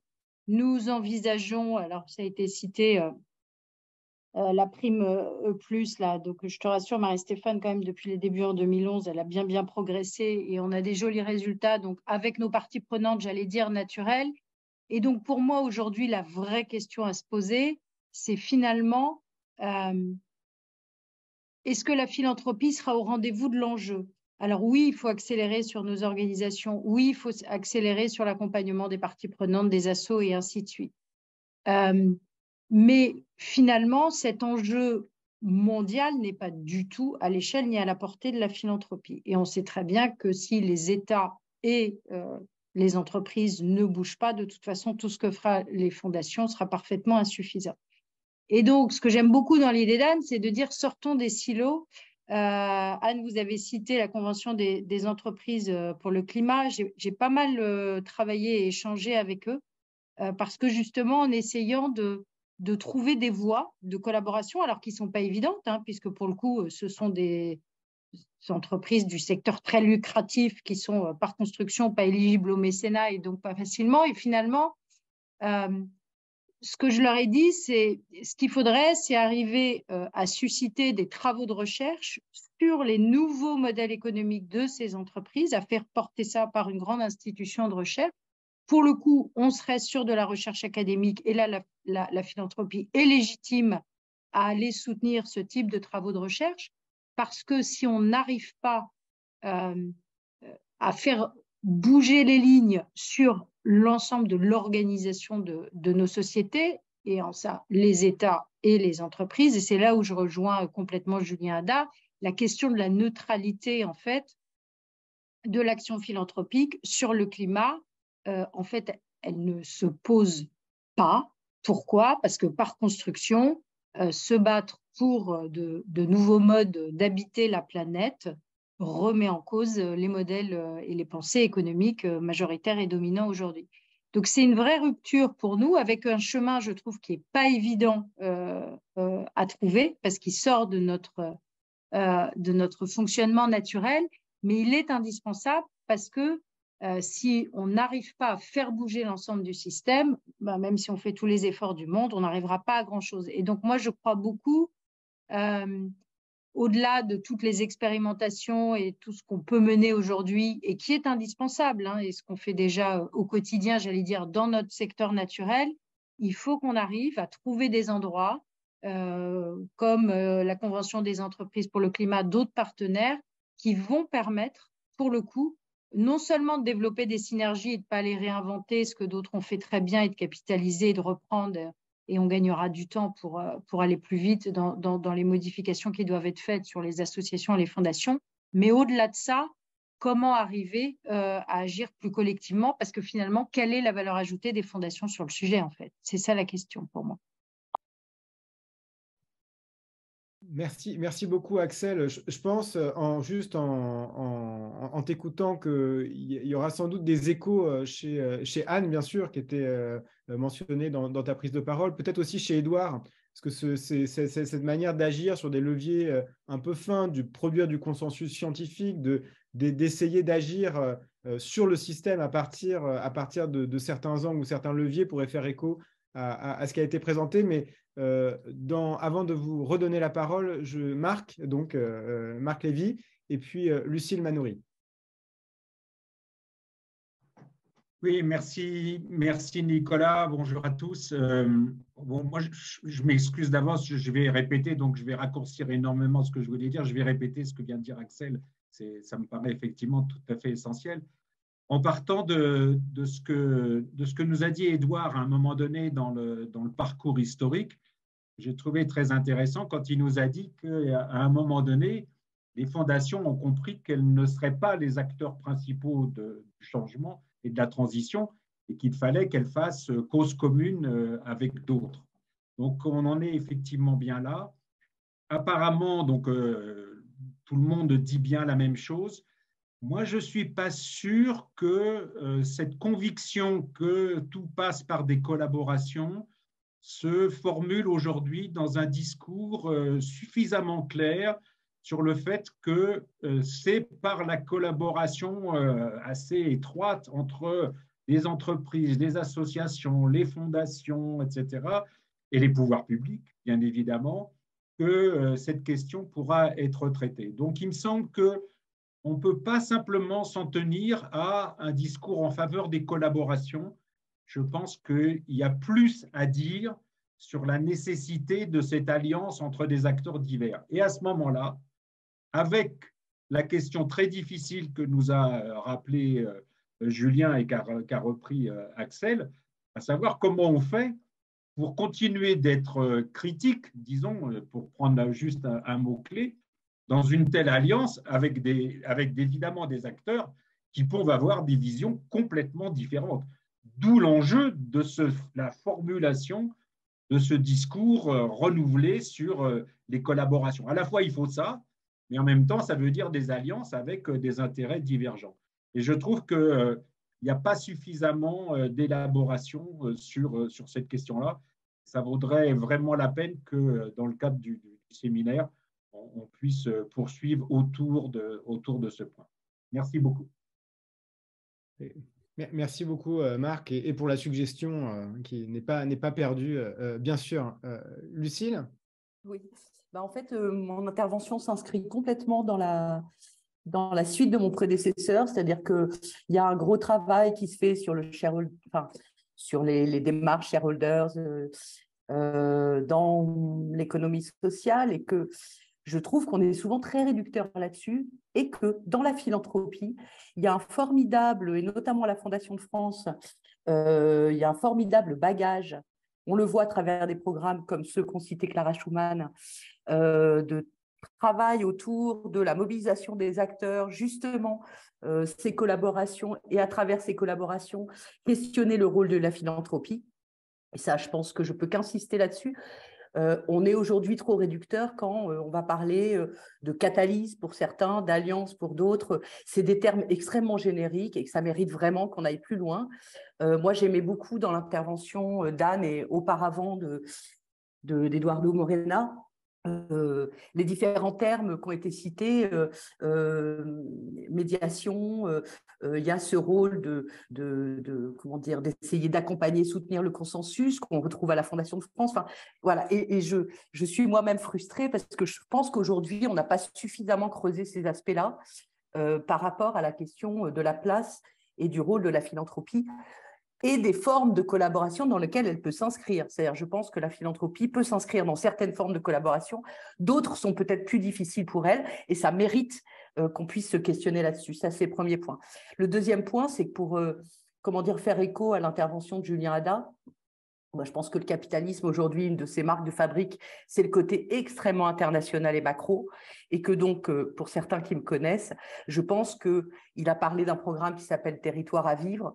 Aujourd'hui, justement, la construction des collaborations et l'évolution des comportements, je pense que les territoires sont des lieux dans lesquels on peut travailler de manière plus efficace. Après, ça vient poser une vraie question qui est la capacité, y compris financière, bien évidemment, de la philanthropie à aller sur des sujets comme ça.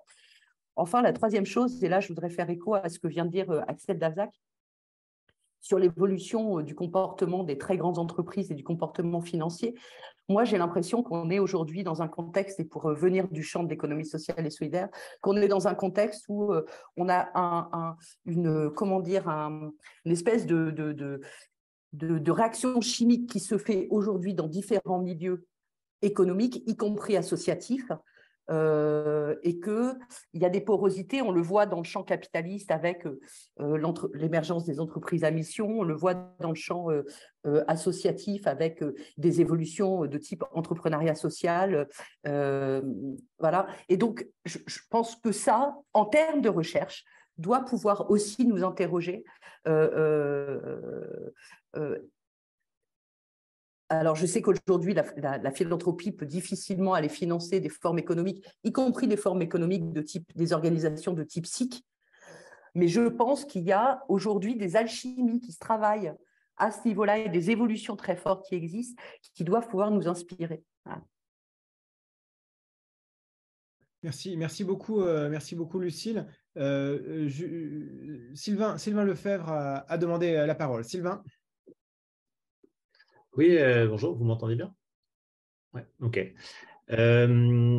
Je me demandais, c'est une question à nos trois intervenants.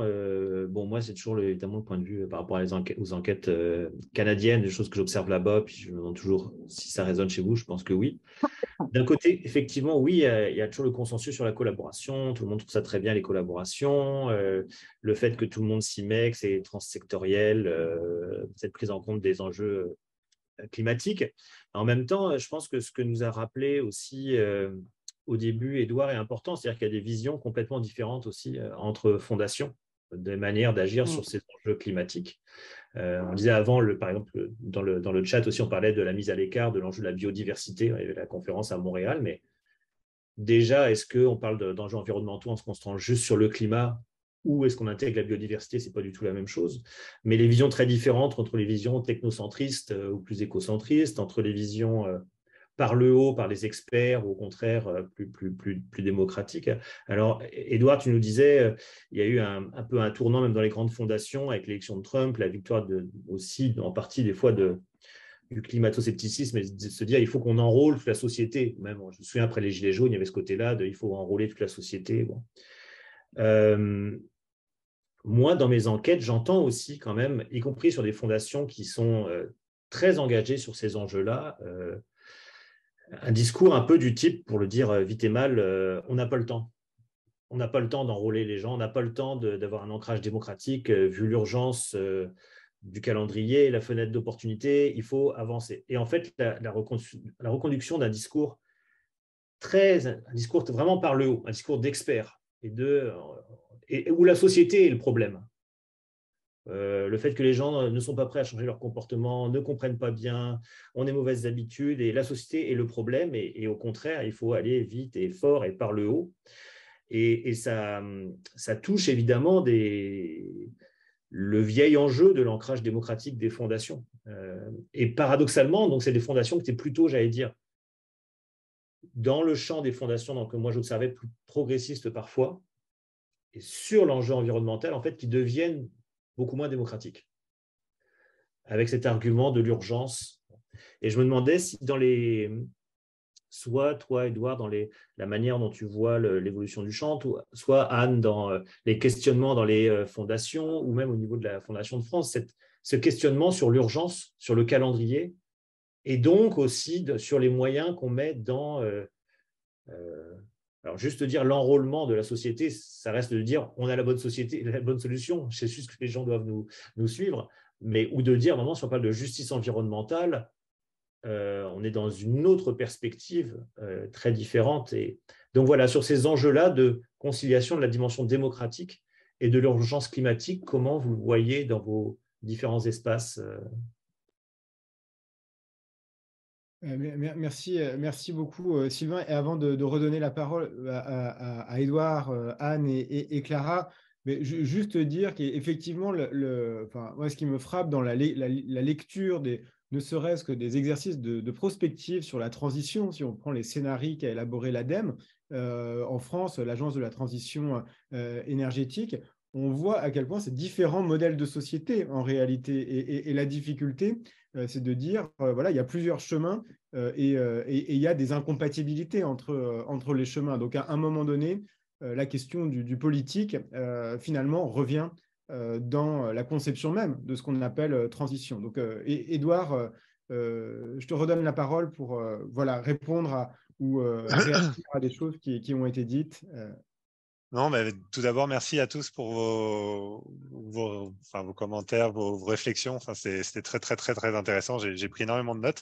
Alors, je ne vais pas pouvoir je me sens pas nécessairement non plus légitime pour réagir à tous ces points, mais effectivement, je pense que aussi pour rebondir sur ce que vous avez dit, Nicolas, et aussi Sylvain, en fait,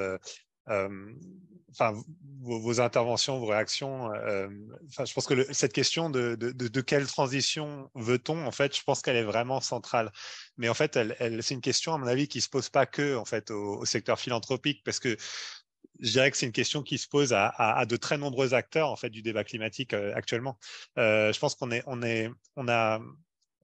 on est passé d'une phase, et je pense que peut-être que c'est un peu ressorti dans ma présentation, d'une phase en fait de mise à l'agenda en fait d'un enjeu, et d'une phase aussi de travail aussi sur la question de la science du climat pour faire accepter finalement la science du climat et faire en sorte qu'il y ait une sorte de consensus en fait sur la science du climat et aussi la responsabilité humaine en fait dans la crise climatique, à maintenant en fait une question plus politique pour le coup, et qui est celle de savoir quelle transition on veut en fait, comment on traduit cette science en action.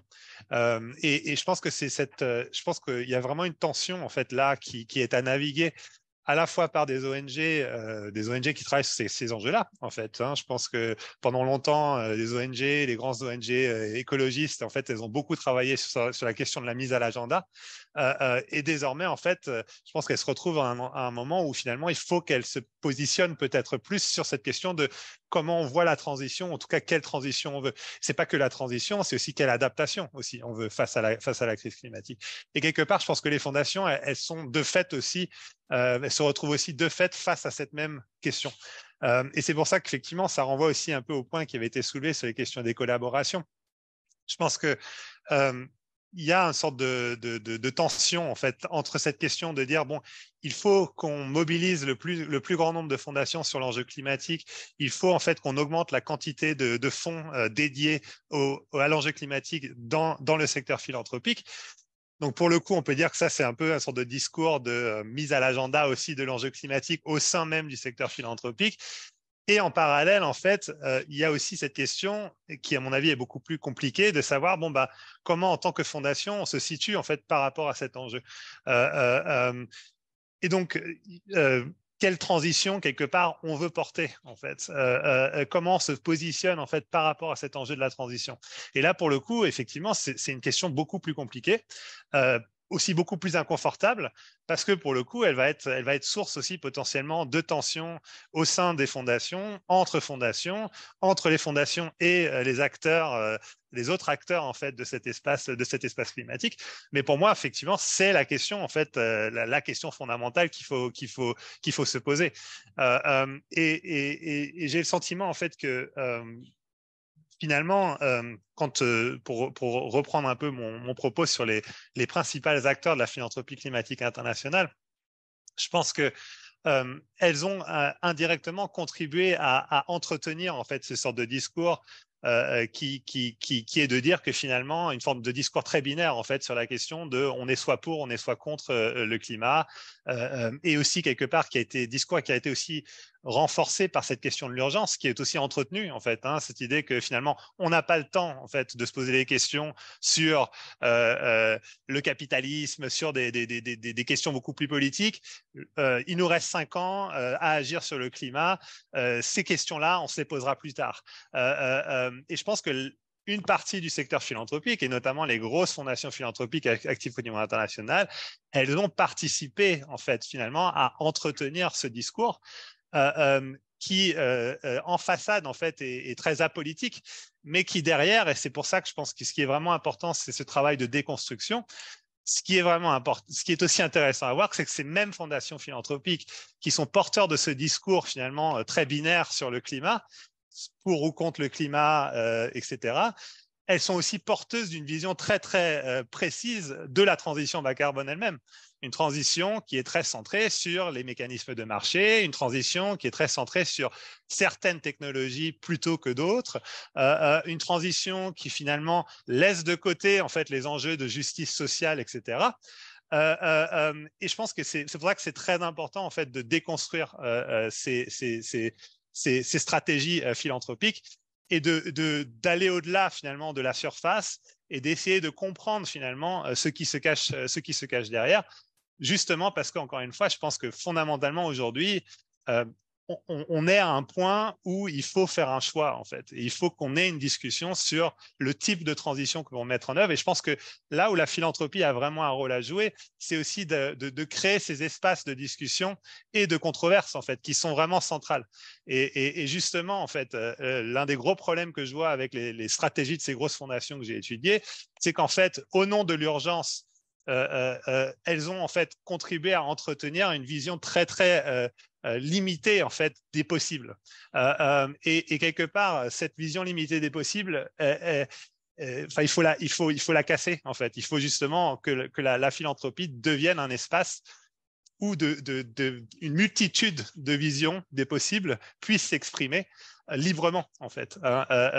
Et ça sous-entend aussi une rupture en fait quelque part aussi avec des pratiques qui sont très courantes et qui, notamment dans les fondations que j'ai étudiées, où on fait appel toujours aux mêmes boîtes de conseils pour nous consulter, où on est tout le temps en fait, où finalement on fait pas nécessairement ce genre de travail réflexif qui me semble aussi vraiment central. Parce qu'encore une fois, les fondations, elles sont actives dans cet espace depuis plusieurs décennies. Et donc, il faut qu'elles soient aussi en capacité de se dire, bon, bah, voilà, enfin, qu'est-ce qu'on a fait pendant ces dernières décennies? Qu'est-ce qui a fonctionné? Qu'est-ce qui n'a pas marché? Où est-ce qu'on s'est trompé? Et ça me semble vraiment central. Et je pense encore une fois, bon, c'est pour ça que ce genre de séminaires sont aussi très intéressants, parce que c'est d'avoir ces espaces de contradiction. Ça me semble vraiment important. Et je pense que là, encore une fois, la philanthropie a aussi un rôle à jouer en fait dans la création et l'entretien de ces espaces de contradiction sur la transition bas carbone et voilà, quelle transition il faut mettre en place. Merci beaucoup, Édouard. Anne, est-ce que tu souhaites réagir à certaines choses qui ont été dites ou à différentes interpellations? Oui, mais peut-être très rapidement, parce que je suis consciente du temps, rebondir un peu sur ce sujet. Donc, je suis tout à fait d'accord avec Édouard, et c'est vrai que c'est des discussions qu'on a eues tous les deux dans nos propres réflexions ensemble sur ce sujet de la contrainte, de la démocratie. Moi, je le vois au sein des fondations que j'étudie, avec lesquelles je suis en contact, les différentes visions qu'il peut y avoir, en fait. Et le fait que ce soit source de tension entre fondations, entre, bien sûr, la perspective des grandes fondations plus libérales, qui veulent plus du geoengineering, de la technologie, la question des marchés carbone, des visions plus progressistes, plus attentives à la justice sociale. Et je pense que c'est des débats qui sont au sein de la société, mais aussi au sein du secteur philanthropique, et qui sont difficiles à résoudre. Ce n'est pas des questions évidentes sur lesquelles on peut dire oui, non, c'est plutôt comme ci, c'est plutôt comme ça. Et je vois aussi la question de l'urgence qui est extrêmement importante. Et notamment au Royaume-Uni, parfois une volonté de radicalité de certains acteurs, et Sylvain, tu l'évoquais, moi je vois certaines fondations et réseaux de fondations qui disent, mais en fait là, il faudrait poser des bombes. Ils en sont à utiliser ce vocabulaire très marquant de se dire, on est en train, la société va s'effondrer et on ne peut plus discuter en fait, il n'y a plus cet espace de discussion. Et je pense que la notion de démocratie, de rôle politique, et évidemment, il y a toutes ces idées d'écofascisme aussi, de cette idée, on irait plus vite en fait en étant fasciste et en imposant la transition. Je pense que revenir à cette idée de démocratie est essentiel. Non seulement pour ouvrir en fait l'espace de pluralité, mais aussi parce qu'il y a des possibilités de se tromper.